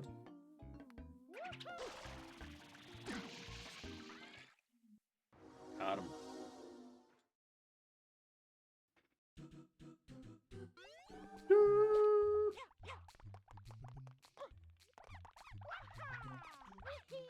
The watermelon cubes are also real strange. What is that about? Ooh, that was close.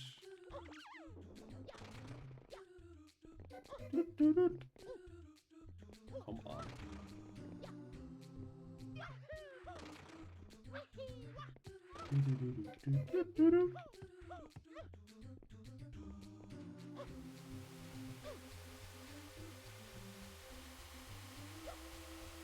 So it's interesting to me now too that I played. It's crazy that like originally on this channel, if you go right back, like I'm pretty sure I'm playing these on like original hardware. Like that's actually no, actually I know for certain that that's like I'm playing on my original Sunshine disc and stuff, and I'm actually playing on probably not my GameCube, but the Wii.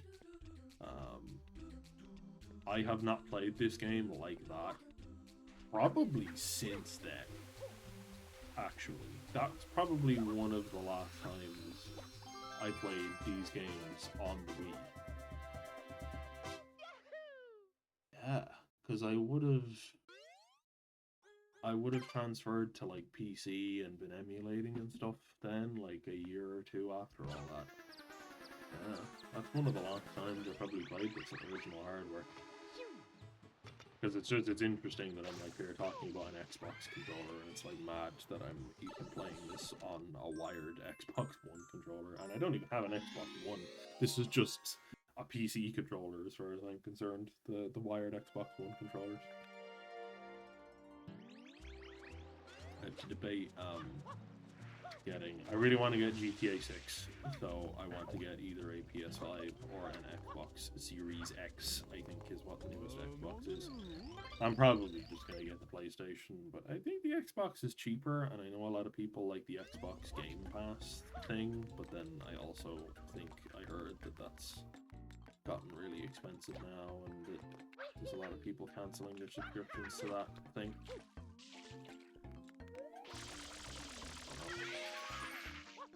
I'll see, but I've been playing GTA 4 at the minute, debating, I've just finished that Ballad of Gay Tony's story, and I'm debating going back and 100% completing the whole game.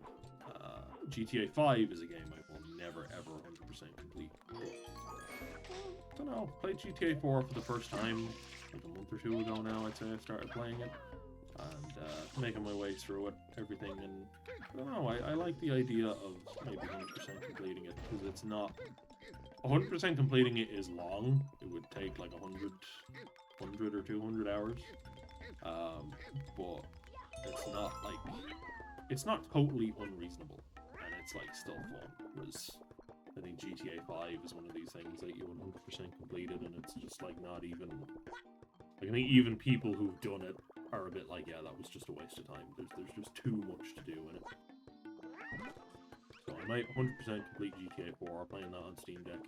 And then I don't think I want to play GTA 5 on Steam Deck, because I think I want to try with the online again, and I can't play online on Steam Deck because Steam Deck is Linux, and a lot of online games use anti-cheat features that you either can't play them at all on Linux, or if you do, you have a very high chance of getting banned for using that software. So I might get PS5, because if I have to get PS5 to play GTA 6 anyway, then I'll probably get PS5 to play GTA 5, the story mode, for probably the 5th time.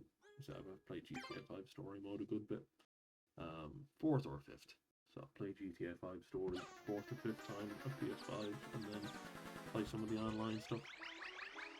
Because it's just interesting, like back in the PS2 day, they had to release, like, you know, they couldn't release expansions to GTA 3, so Vice City and San Andreas were just their own standalone things, and then GTA 4, The Lost and the Damned, and Ballad of Gay Tony were able to be DLCs to GTA 4, not their own game. And now, like, we've evolved further than that, than in GTA 5, it's just all of the bonus stuff was just put into the online mode and wasn't even released as a thing.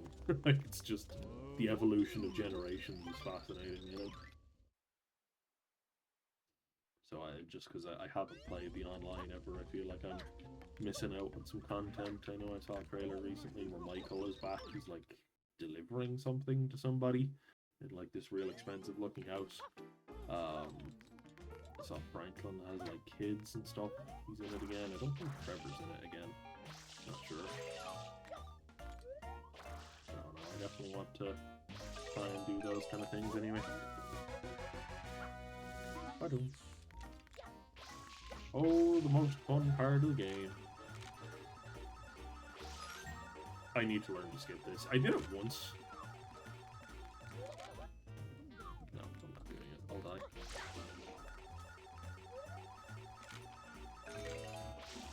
I have done it once. I have where I've... what I'm talking about is there's a glitch where you can, like... I think you get on...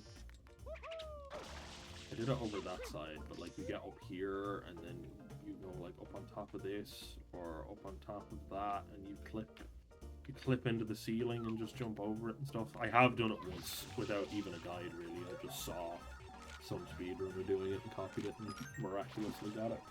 I tried it again, it didn't work. I think I just got it on beginner's luck. Again, talking about years ago, I haven't tried it for a long time.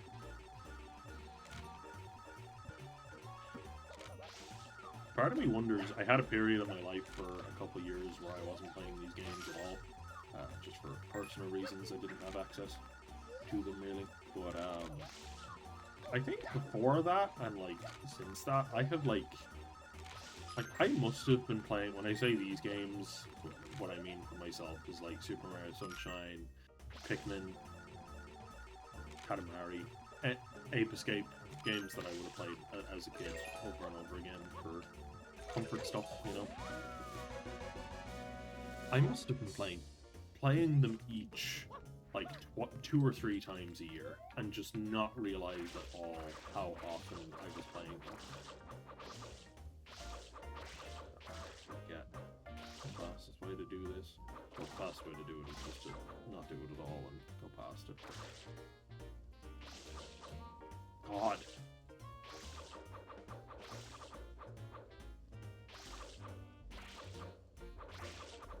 Yeah, I must have been playing these games like 2 or 3 times a year and not even noticed, because when I was finally able to start playing them again, I realized how out of practice I was, and, you know, I wish, like, obviously stuff like Steam and, you know, certain consoles will, like, keep track of your playing time for all your games, but I would love to have some magical force be able to tell me across all the games, across my life ever, which one is my most played game, because I actually think these games would be...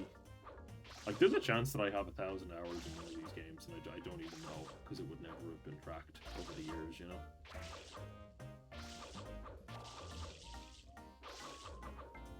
Yay. Years of skill and devotion.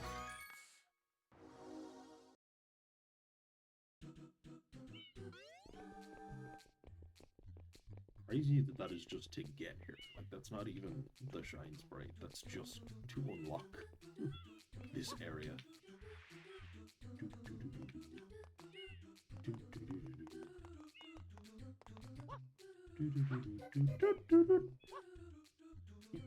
Bruh, what's happening? This has never happened before. He's not going anywhere. I promise you I'm going to do that again and he's going to make that jump so easily. I promise you.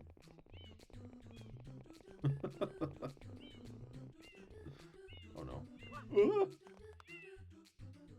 Promise you I'm going to make it this time.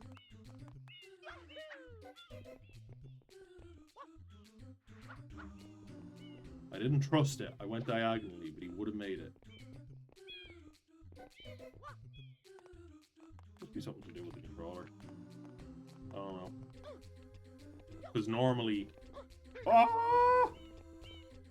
So I went through a period of using Xbox controllers playing these games, and then I went through a period of using the Wii U docking station, like the GameCube dock. I had that plugged into the PC. But since I've been on Steam Deck now for about 2 years, and since then I've been using Xbox controllers again, because I'm not bothered setting up GameCube controllers on Steam Deck. You can probably do it, but it's just not worth it. It's easier to just have one controller for everything again. Well, I say that, but like I said, I need my wireless controller to connect my wired controller. I need to boot up a game for literally 1 minute just to connect the controller and then quit the game again.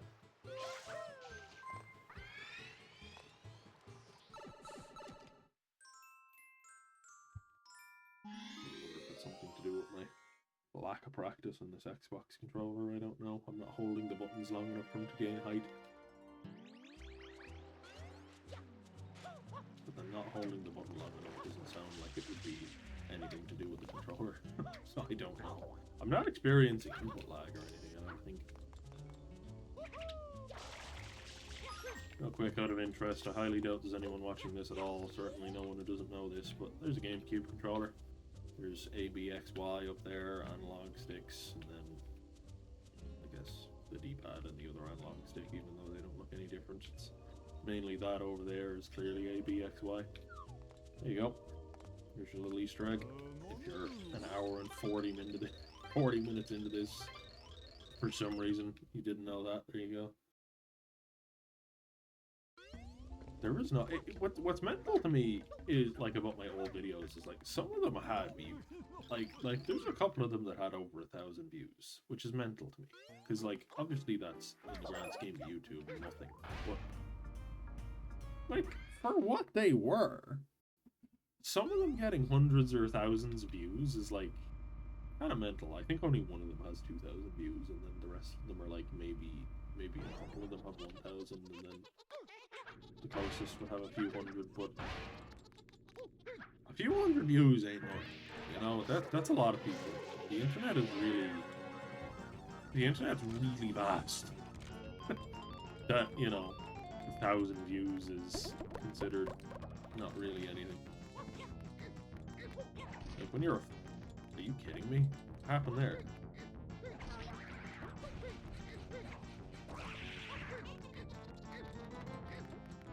Yeah, particularly when you're just a fan and you're not making any videos yourself.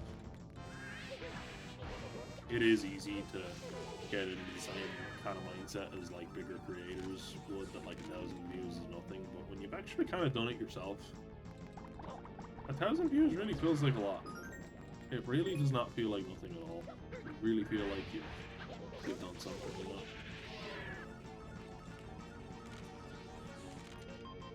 Like, people saw that. There's no way people didn't see that. Like, when you only have like 10 views, you can be like, eh, maybe no one actually saw it. But 1,000 views is like, someone watched this. There's people who are out there who definitely saw it.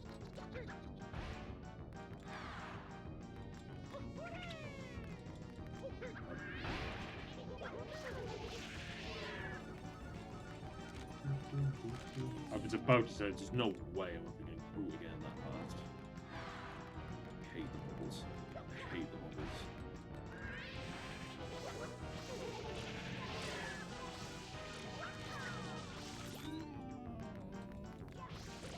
Bubbles.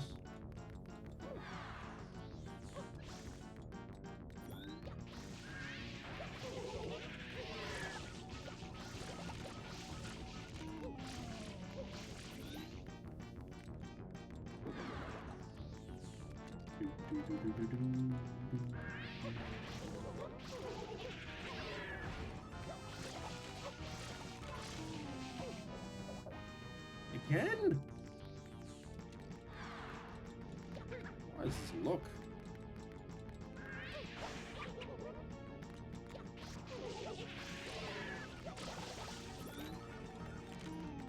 Again? Bro, give fruit. hell was that?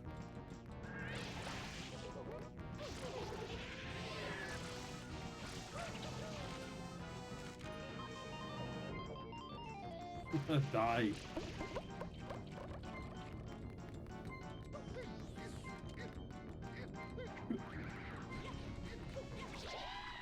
Phew. That was rough. That was a rough King Boo fight.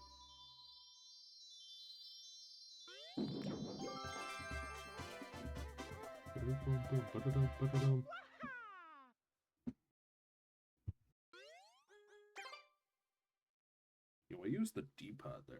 I never do that. I never use. It's kind of instinctual not to bother using the D-pad on the GameCube game because the GameCube D-pad was so terrible. Even though the D-pad that I'm on the controller right now is completely fine.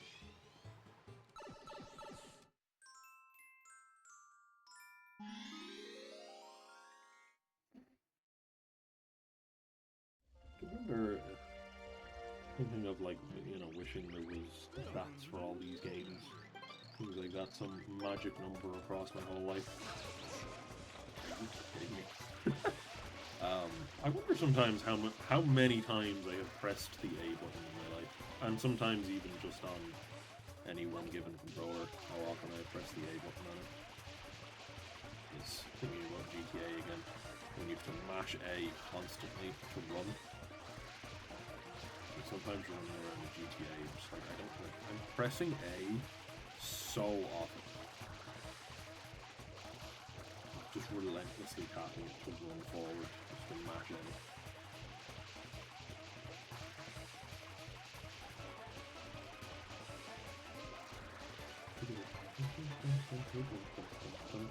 I did recently, I only played GTA 3, Vice City, and San Andreas for the first time recently, and GTA 4, and Lost and Valorant.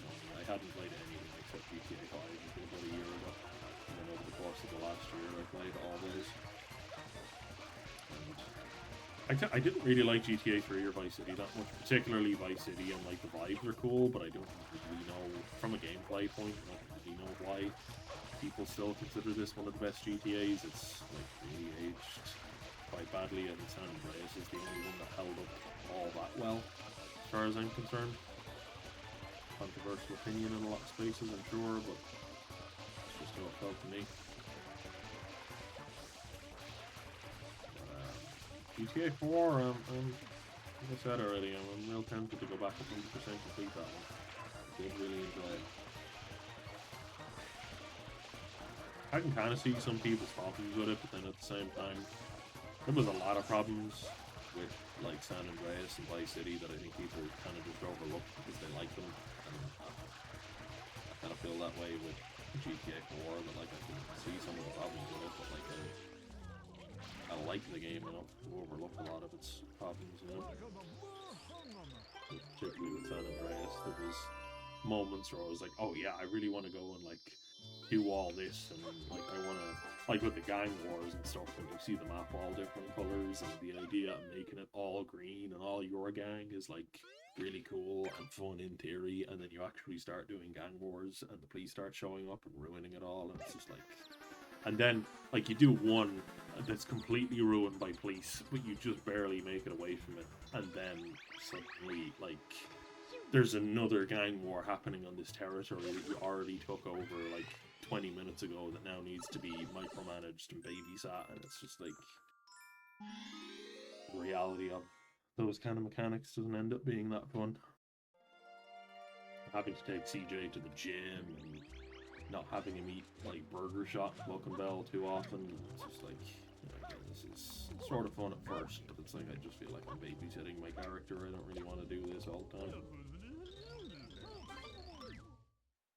So no, all the other games had something that I kind of, in the long run, didn't really want to do. GTA 4 doesn't really have that. Well, again though, it does with the dates and keeping up with like friends and things like that. And I'm kind of, you know, willing to overlook it because I like the game more, I guess. That was interesting. That looked like he was in a falling animation after hitting the ground down there. Oh no. Oh.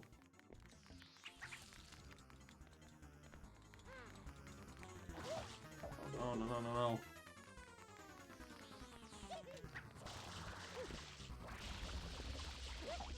Oh my god. Ooh, interesting.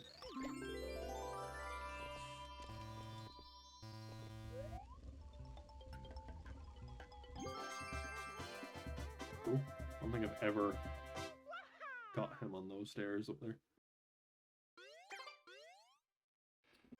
Whoa. I am getting ever so slightly hungry, but I'm gonna press on because we only have Milky Bay and then Pianta Village now.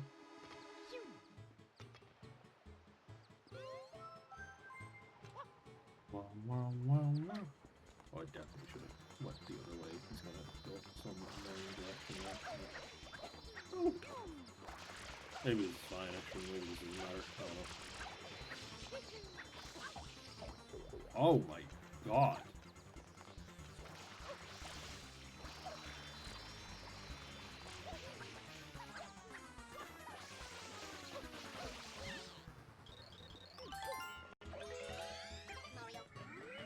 Mario.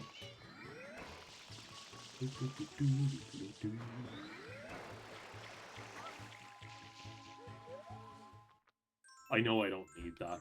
I prefer the... I have done it plenty of times where you go up to Pianta Village without the rocket nozzle, but I get the Yoshi egg and the nozzles anyway. I don't bother with the glitches and unintentional ways of doing things in that way. I find it's easier to just take out Shadow Mario a couple times.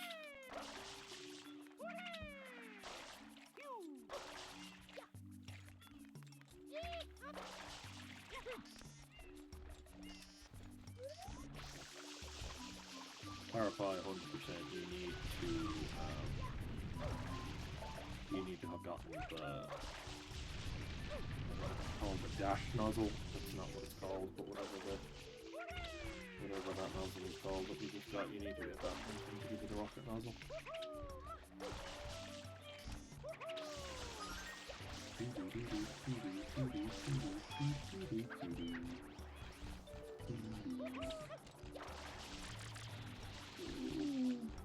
What? That wasn't enough.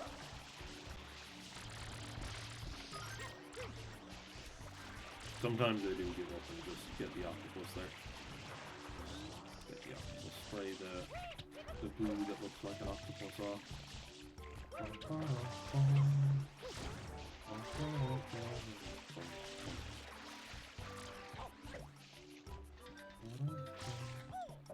Oh my god, Mario. Pick one of them. Oh. Sweet God.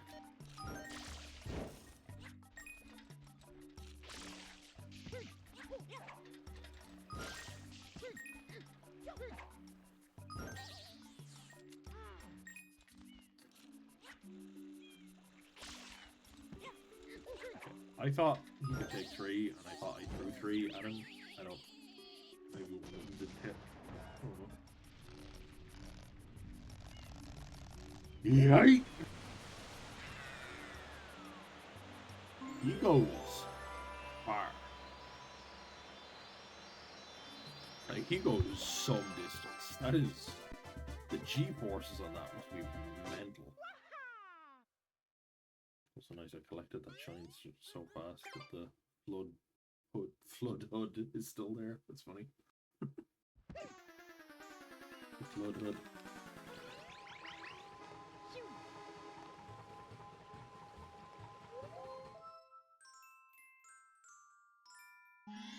Milky Bay, boss of the Tricky Ruins. You want to fight Blooper again, kids? I don't know why Blooper is there.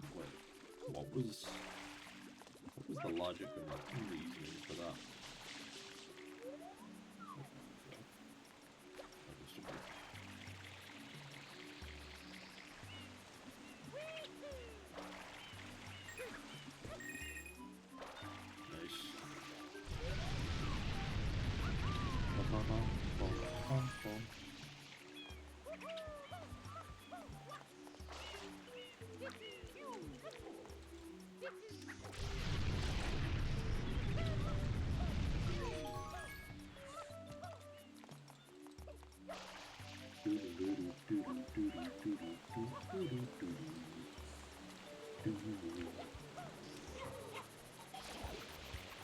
There he is.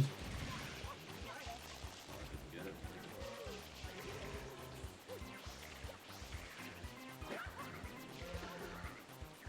Oh God.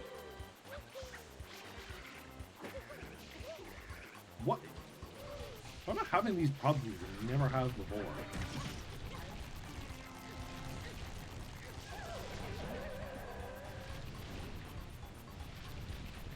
It's so weird hearing all the stages moving from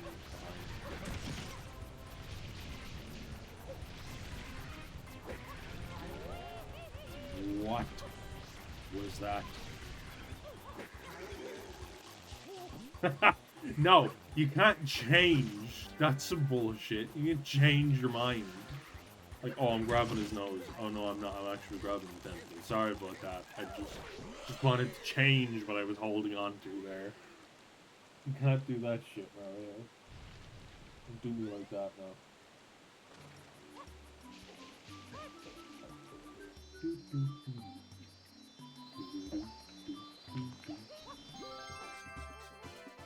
It's an interesting little room. I really like Noki, like the Noki Bay and the Nokis and all that. It's really interesting. I know, like, in Mario Kart World and stuff, the Antas and Cataquacks and all that were the thing, but I like the Nokis. I'd love to see the Nokis come back too. Also, I know I was saying earlier about, like, you know, which Mario games are my favorite. Like, I kind of, my instinct is to say this, but like, if it's 100%ing it or something, I would so much rather 100% Mario 64 than this. But,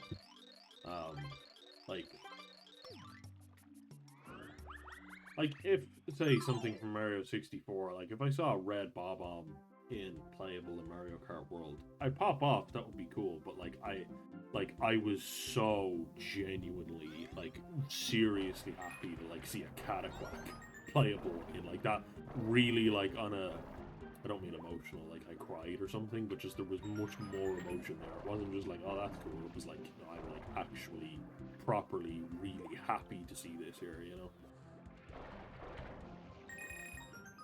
Oh, got it. So there's things like that as well that make me think that this one really is my favourite in the end of it all. I have the most affection for this one.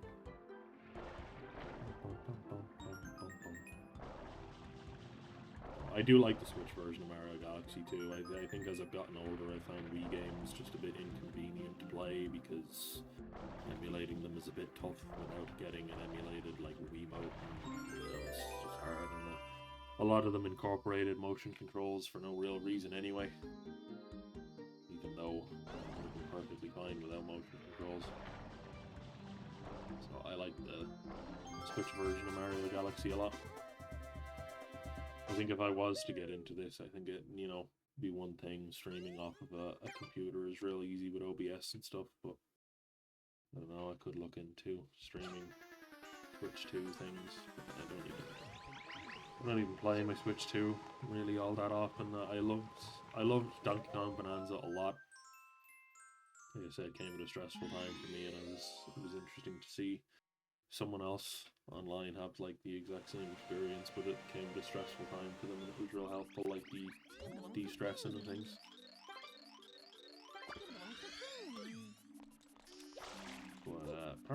Donkey Kong Bonanza and when Mario Kart World came out, nothing actually on Switch I'm that interested in.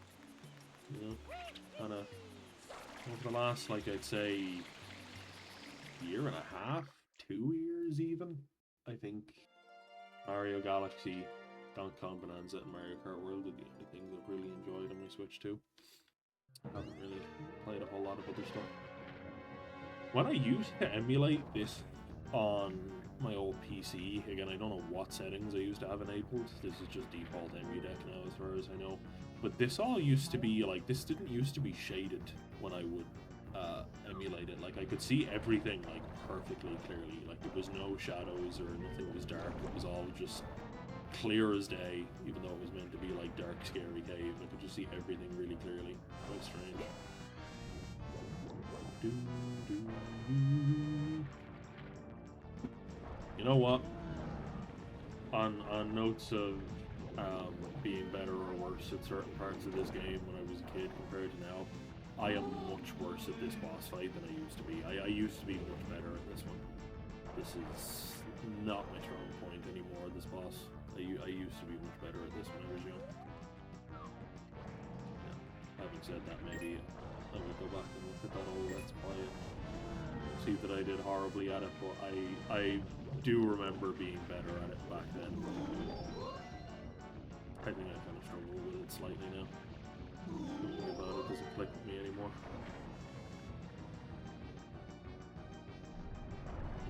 Spinning. Spin.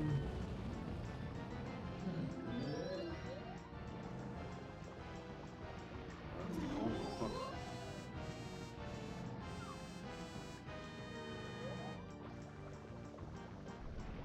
Come on, get one. No, no, no, no, no, no, no, no, no.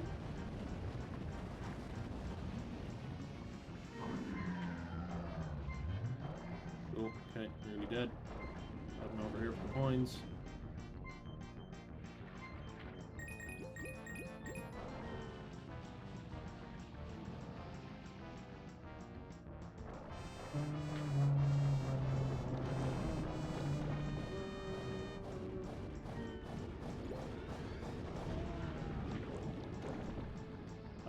I don't think that many people stand by the music in Mario Sunshine. I actually do. I think these songs are underrated.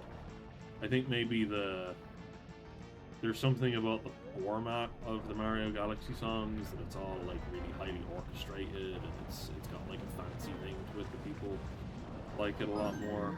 I think maybe the way these songs are presented is not quite as strong. The instruments or whatever is used, and the style of it is like wonky sounding, that it's not really doing the songs credit, but the songs themselves are actually really good. This is mainly my opinion on that. It's coming from like different versions of these songs that I've heard that I'm like, okay, yeah, this is actually a really good song. There's just something about the way it's presented in game is a bit strange and wonky, but I kind of like that about it too. Definitely got a lot of personality, this one.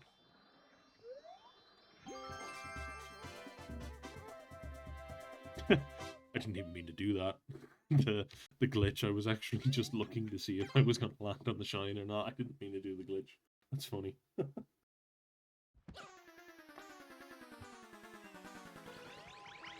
Just noticed I have a Floss on my desk. And I've just noted that this Floss has an expiration date of the 27th of the 5th, 2028. It's interesting. Although they're American, so it says 0527. No, it should say. As far as me, Ireland is concerned, it should say 2705, not 0527, which you look. I know from wanting to live and work in Japan for a little while, but Japan do it, I think, everything like totally backwards, like they have year, month, day, and here it's day, month, year. The month, day, year, which I think is, I don't know. I think the way we do it here in Ireland is probably best. Makes the most sense to me. Day, month, year. Are you kidding me? That didn't count. This has got to be the easiest race in the game. Like, I didn't even... Like, whatever about the other races that maybe you sometimes feel like you're going a certain way or something, this is literally just going a straight line to go. Like, you can just literally jump down and swim straight there. And you look back and he's like going all over the place for no reason. Like, he's swimming left and right and back and forth, and it's just for no reason whatsoever is not just swimming in a straight line to the goal. It's real strange.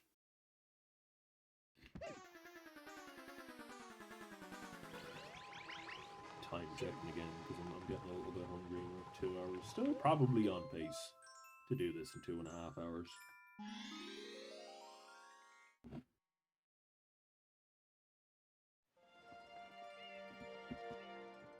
I wonder is... I guess because I'm getting to the end of it, I kind of... It's in the healthiest possible way. Like when I was inspired by watching my original video, my first video ever. When I was inspired by doing it again was actually just the act of making the video. I find myself now towards the end of it. I know I mentioned, like I joked about, oh, no one's going to be watching this. But I don't think I was really thinking about it. I think now that I'm coming kind of towards the end of it, my mind is actually... Like, I find myself thinking about the process of uploading this and seeing if views come in or anything like that. Interesting, because I hadn't been thinking that way. Literally, even in wanting to make it, I literally just for myself wanted to make a video again. You know, I think part of me like would love to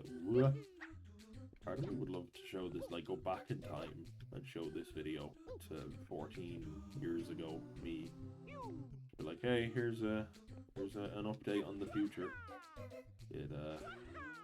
Things do turn out well for you, actually. Things really are not so bad.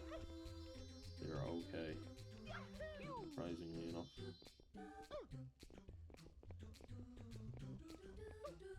Yeah, I find myself thinking about actually uploading this video.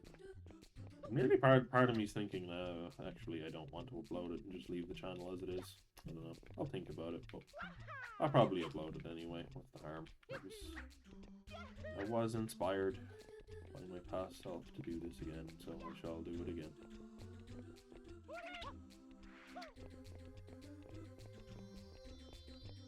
I think it would be good, actually, to... I'll see in the aftermath of this if I actually, in hindsight, enjoyed it, and it wasn't just like something impulsive that I only kind of liked but didn't really like. I'll see how I feel about it afterwards. You know, sometimes you can do something in the moment thinking like, yeah, that was fun, but then a day or two later it's like, yeah, don't really like how I feel about that in the aftermath of it, you know. So, provided I don't feel too bad about this afterwards, which I don't expect to, I think it should be fine. I think it'd be nice to put up, I think maybe next I would do either Pikmin or Ape Escape 2. Let's see. I'm going to keep it to games that aren't going to go on any longer than like 3 hours. Maybe I think going beyond 3 hours would be a bit too far for a playthrough. I think I'll keep it to something that will be 1 or 2 hours. You know, just something under 3. I think this is the way I'll keep it for now.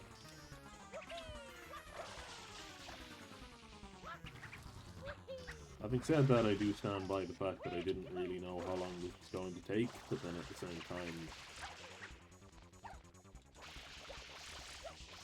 thinking about it now, this is exactly how long it was going to take. Like, it makes every bit of sense that this is gearing up to take, you know, somewhere around 2.5 hours. So, my god, he is doing some runner on me here. This is really not going well. Jumping back down. Oh my god.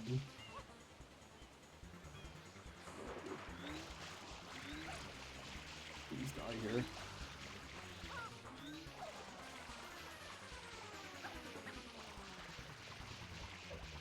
Oh thank god. Curses, I won't forget this. I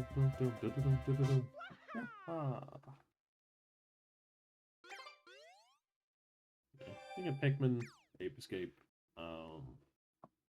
if I really want to get Mario Galaxy working, but I think, like I said already, I think even back in the day, that was the game that maybe got me a bit tired of this. I'm not sure if I really want to play Mario Galaxy again. Also, Mario Galaxy there's, like, this game and Mario 64 are games that, like, I instinctively, when I sit down to play them, I'm not 100% completing them. For some reason, Mario Galaxy is like, if I'm sitting down to play Mario Galaxy, I'm 100% completing it. Like, that is my instinct is to do it that way. Bruh.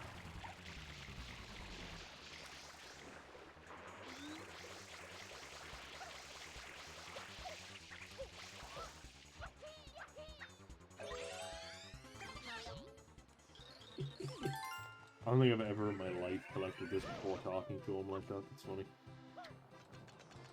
Also, you see this? You know about this glitch? That if, like, you're running on it, that's fine. But then if you, like, jump dive, he never fully comes out of the... He does this little animation where he, like, picks himself back up again because it's tilted. Something about it. He doesn't actually get himself out of pushing himself back up, so he just runs forward and real fast. I don't know how many hours I've spent listening to podcasts and stuff just running around Delfino Plaza like that. And I mean hours. Like, hours I would spend listening to whatever podcasts and stuff, thinking I was expanding my mind and being really interesting listening to all these podcasts. I mean, it was interesting to me at the time, but I think it was maybe contributing to a bit of stress or something for me. I don't do it nearly as often now.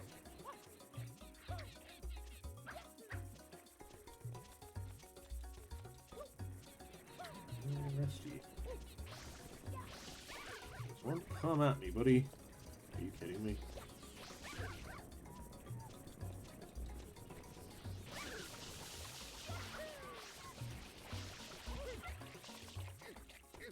Dum, dum, dum.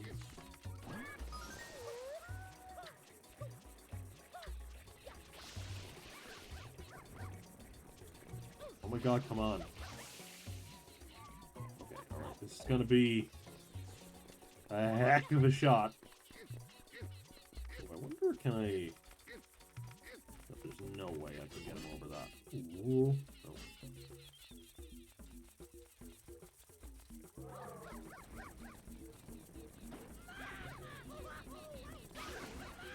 No. Ah! Oh my god!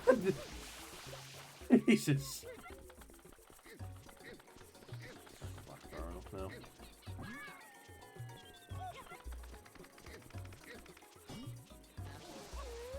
Jeez, I thought for a second that wasn't it. I was like, how on earth did that not go in? Remember to be kind to your pets. And Elimos Dentist, remember to brush teeth, or whatever. Yeah. Messages in video games for the children. Big thumbs up.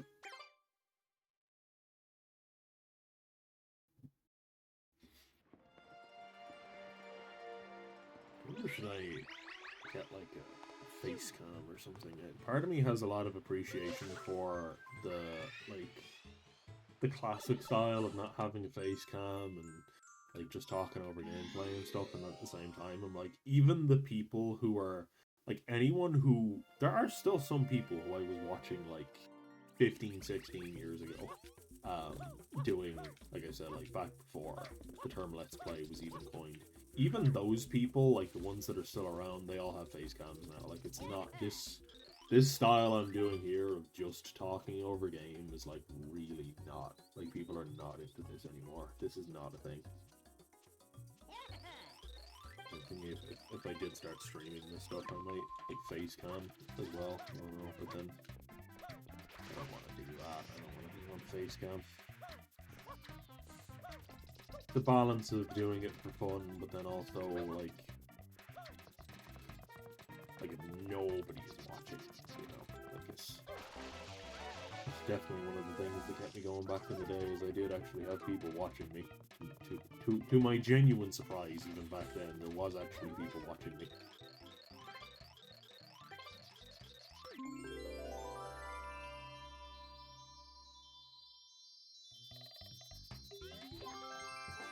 Particularly with streaming as well, I think you need to have someone there. I know the common advice from these big streamers who haven't been small streamers in a while is just talk, even if there's no one there, just talk as if there's someone there.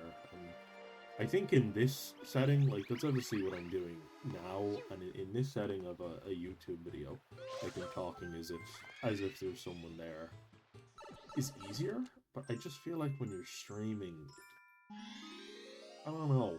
I just feel like with streaming, you really need someone to be there. It defeats the point of it if there's no one in chat with you. I'm not sure. Like this. So I still use, back when I was a kid, I had the Prima Games official guide, or Prima Games, however you said that, or whatever that's called. So I still to this day use their strategy for doing this. I think even if you're doing a ridiculous strategy like this, there are easier, more straightforward ways of doing it. But then at the same time, this is straightforward, so I don't know. But I feel like this isn't the most popular method on the internet of doing this anymore, but that's how you get her done. No need to go to the underground or whatever way they even want you to do this properly. That is actually another thing someday I might do, is just for the sake of doing this properly again, I might do this Shine Sprite properly, just out of interest in how easy or difficult it was. Because I tell you one thing, my voice is not used to constant talking like this. Wait, no break. I'm drinking quite a lot of water. I drink a lot of water anyway, but even just the deliberate little sips, like I'm not actually, like I'm just trying to get some moisture back into like the back of my throat and stuff. I'm not even just drinking it for the sake of having a drink, which is normally what I would do. Mario, please. Go get on in there, buddy. It's just a couple more left, man. You're good. You're good. Do it. Oh, I'm stretching now. Oh. Okay, yeah, also the realization that I've been sitting in the same sort of position. I've readjusted little bits, but wow. Yeah, I've been sitting in the one position for a long time. Holy heck.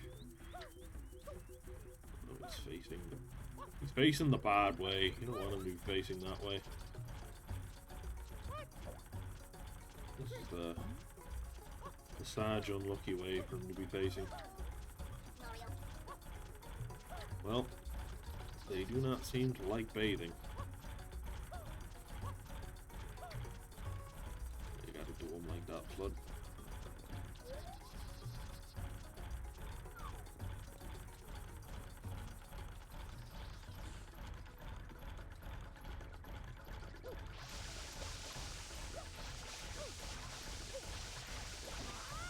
Oh no!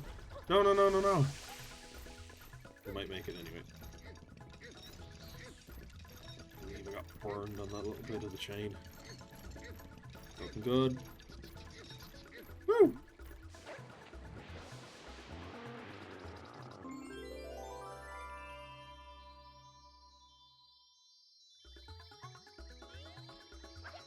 Dum dum dum dum dum dum dum dum dum. That wire on my controller is moving weird and moving it around. I don't know. When moving it, I'm worried it's like making noises near the microphone. It seems like it's mostly good at like noise suppression, but then I'm seeing the odd random thing spike the input. The way it was, I'm sure it stay that way. See if there's a village underside. It seems like it's pretty good at not picking up controller inputs as well, because it was definitely a problem that I had some years ago. I think I remember that my like controller inputs were picking up really loudly on my microphone, but I don't know, probably one of these problems that I just had personally. It wasn't actually a problem. One of these things that I was thinking about myself. I don't have Yoshi. Fucking hell. Getting way ahead of myself with that. These mushrooms look weird. These mushrooms look like they're from a different game. These don't look like they're from even this game. They look like they're from something else entirely. Like Rayman mushrooms or something down there. Rayman 3, that'll be a fun game to play again. I haven't played that. I played that for the first time in a while, like a year ago, and I really enjoyed it. Rayman 3 is really one of my favorites, I think. I hope it was bananas. I think, yeah, bananas. Benefits of playing on a good quality, not at all good quality, but 1080p. Not really a great monitor. Could actually do with a new monitor.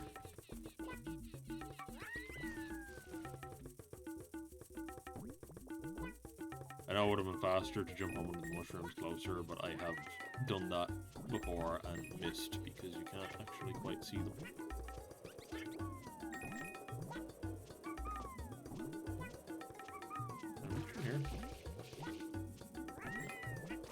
Here. Goodbye, Yoshi.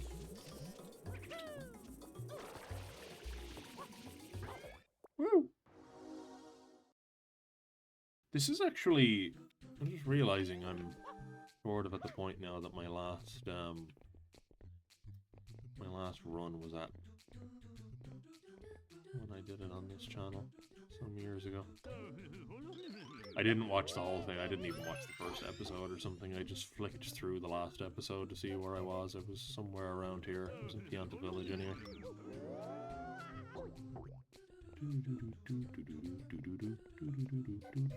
Don't move. Ooh, I don't know about this angle. God damn it. I jumped to the opportunity there because he was just in the right spot, but I messed up the angle doing that.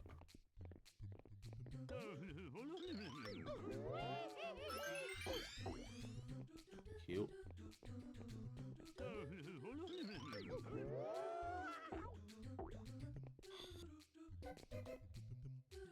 You're both in the wrong, like, alternate maybe would be helpful, you know what I mean?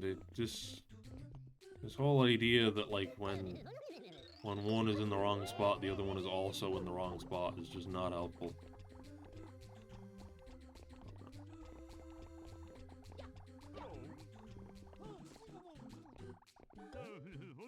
That's fine. I think. Whoa. I was so focused on the vertical, I didn't even think about the horizontal. I, even then though, didn't think I was going to be that far off.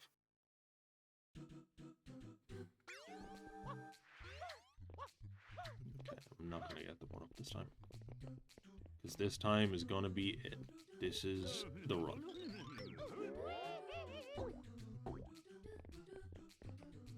Yep. See, look how well we're doing here. Isn't this great? Right. Yep. It's fine. Cool.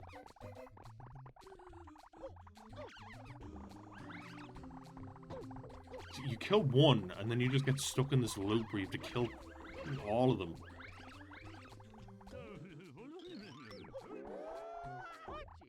Cool. And now we spend a very long time waiting on this guy to get here.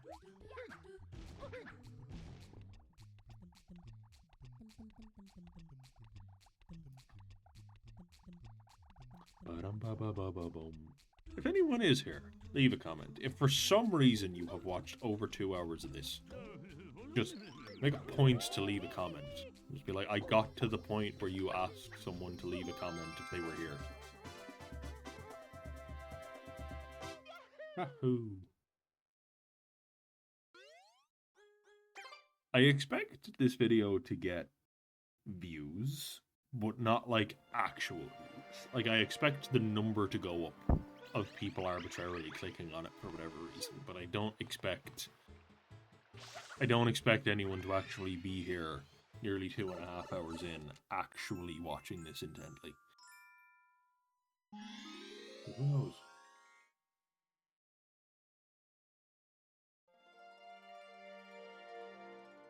That pixelated goo. Pixelated. Just jagged edges.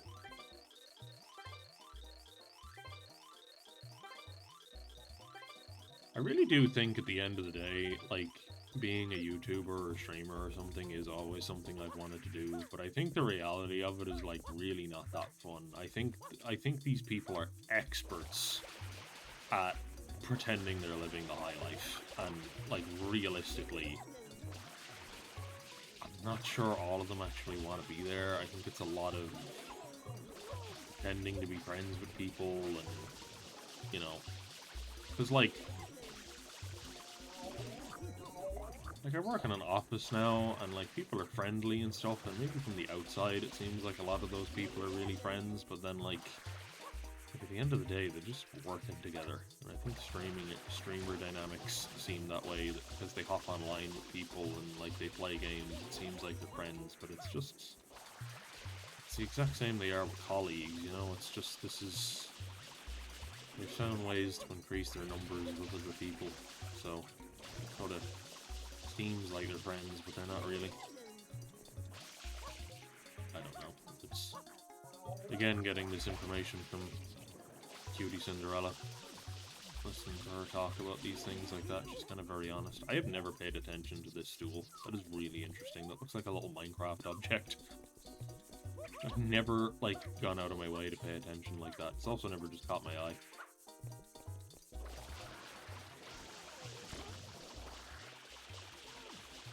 And it's interesting to me that I've been enjoying Cutie Cinderella's like podcast and listening to these kind of things she says, that like, you know, a lot of streamers that seem like they're all friends, they're not really all friends, and she's open and honest about like how streaming like really isn't that fun. And I think she said something like if she could go back and tell herself not to stream, she would.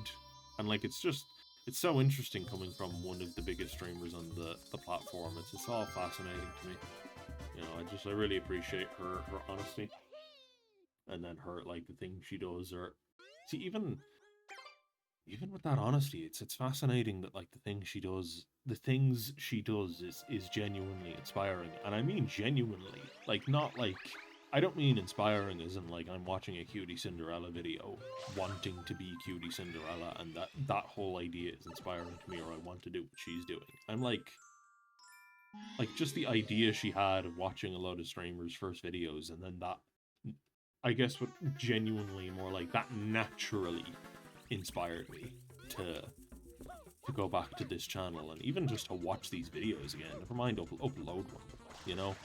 It just came the inspiration came so naturally, and I'm fascinated by her outlook on the whole space, and how it's just so interesting that it's after all these years.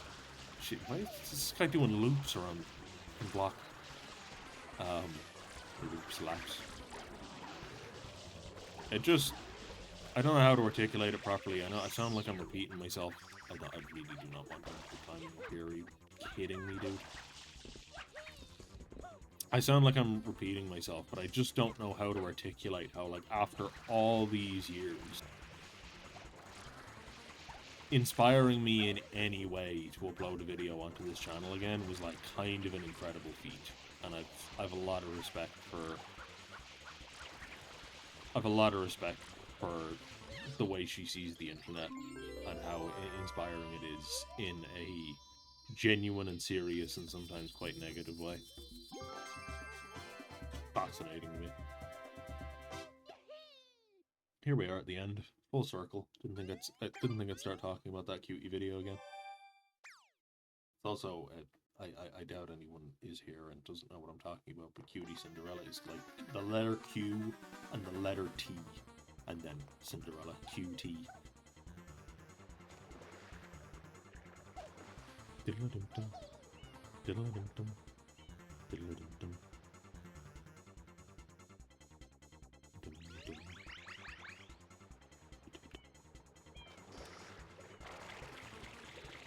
I used to love as a kid exploring Delfino Plaza, like being flooded and stuff. I think part of me as a kid would have loved to, like, maybe you can, but part of me would have loved to, like, make a save file that's, like, just the flooded Delfino Plaza and, like, wander around and stuff.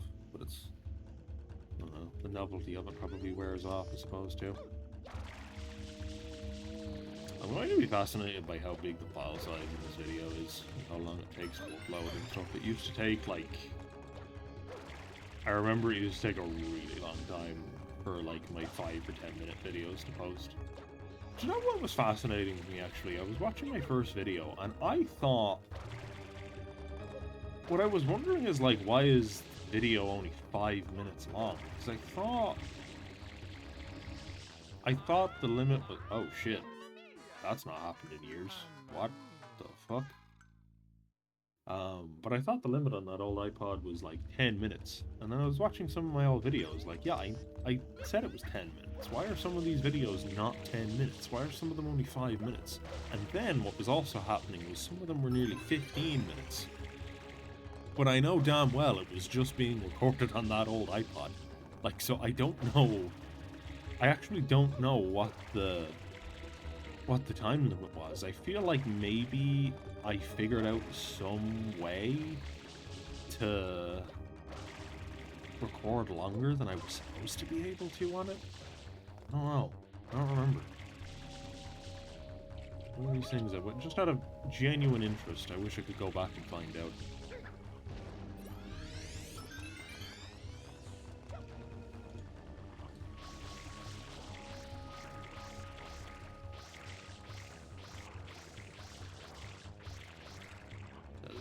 A lot of focus. One of the jankiest things in the whole game is the fact that this boat is programmed backwards. Because obviously you're meant to be pushing it, but you're actually pulling it somehow with the water rather than pushing it. Really strange case. No! Ah!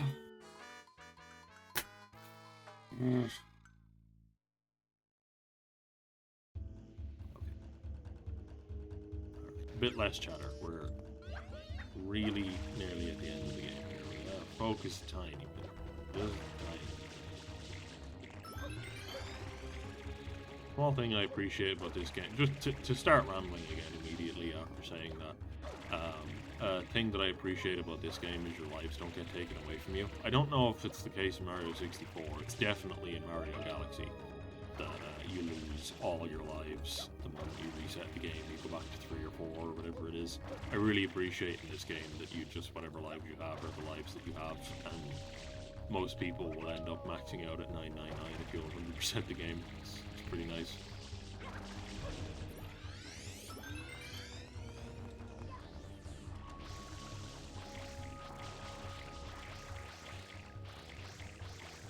I'm focusing, but I'm also going maybe slightly too fast. I should be slowing down just the tiniest little bit. Going that way, and going that way, and paying attention to that pillar, and also this thing. Don't pay attention to that. And we're going left more. Slight overcorrection, but that's good. Whoop! Cool. I think what was bugging me up a tiny bit was trying to avoid the... Okay. I thought I would ground pound maybe a little bit there. I didn't think I had done it that swiftly. But I think what was fucking me up there is I was trying to avoid the blue coin. I was thinking too far ahead and like, don't get the one blue coin, don't do it. Don't know why I have such a version to him, but sure look. Sure is, Papa. On in, Mama Peach. I think not. Here it comes. Here's the vacation line. You again? Don't you ever give up? Mario! How dare you disturb my family vacation? It does sound a lot like Kenny James. I seriously need to Google if that's actually his name. I haven't been saying it wrong this whole time. I'm pretty sure that is actually his name.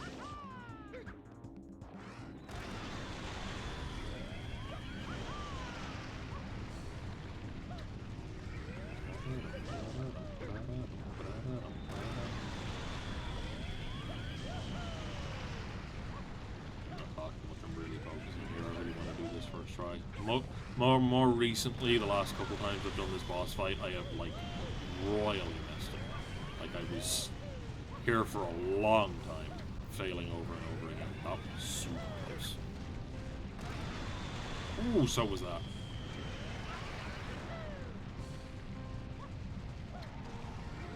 Nice, dude. No, that was super clean. That was so much cleaner than the last couple times I played through this game. I actually, the final boss was somewhere I was starting to struggle. That's incredible. Ooh, Kenny James now. Making sure that is the guy's name.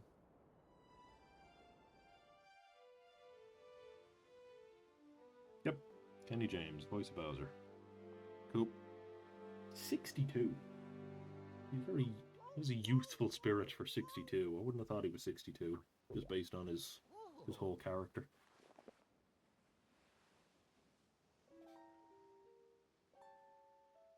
I love this cutscene too.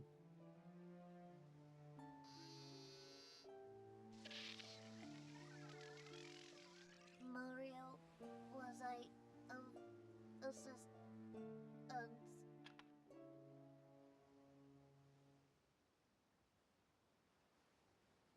Mario, look.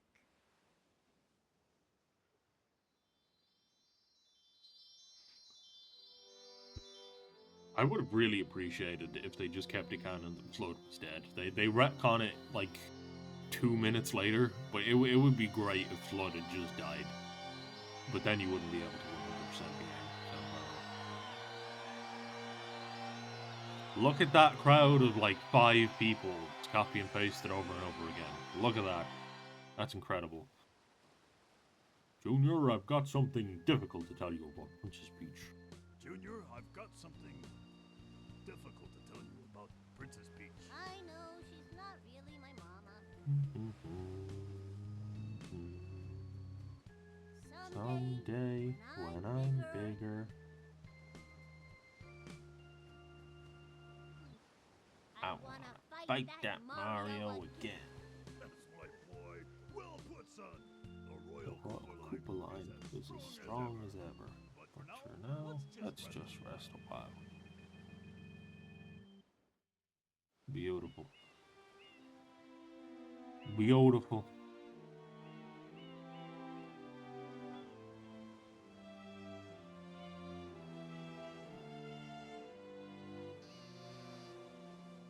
The vacation starts now.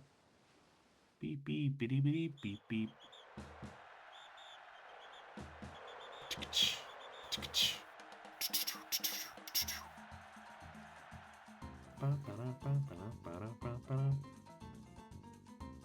Anyway, yeah, that game's pretty mid. I don't know. I don't know about that one now. Don't know if I'll be playing that one again. Mid game. No, that's obviously one of my favorite games ever. No, obviously, I know. Obvious to me. My favorite games, some capacity, are this, Mario 64, Ape Escape 2, Ape Escape 3, Pikmin 1, Pikmin 2. We love Katamari. And if I'm picking stuff that's more recent, I like Cuphead. I've played Cuphead a lot. I loved Bugsnax. I've only played it the once though. I kind of want to play it again. That might be a fun one to either record or stream if I end up doing this a bit more often now. Like I said, I'll give this a few days or a week or 2 weeks. I don't know, whatever. I'll give it some time. See how I feel about it. See if I enjoyed it. See if I want to just do it as a personal thing like this and just talk over it. If I want to maybe experiment with doing it for views or something like that. If I want to get a webcam and things like that. But I don't know. I don't think I'll do that. El Piantissimo has the brush. Loose end. Nintendo, when do we get answers? It's been years. Save, yes. When will we get answers, Nintendo? I want answers to this loose end from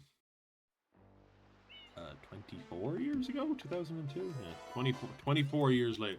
Maybe on Mario Sunshine's 25th anniversary we'll get answers, huh? That's coming up soon.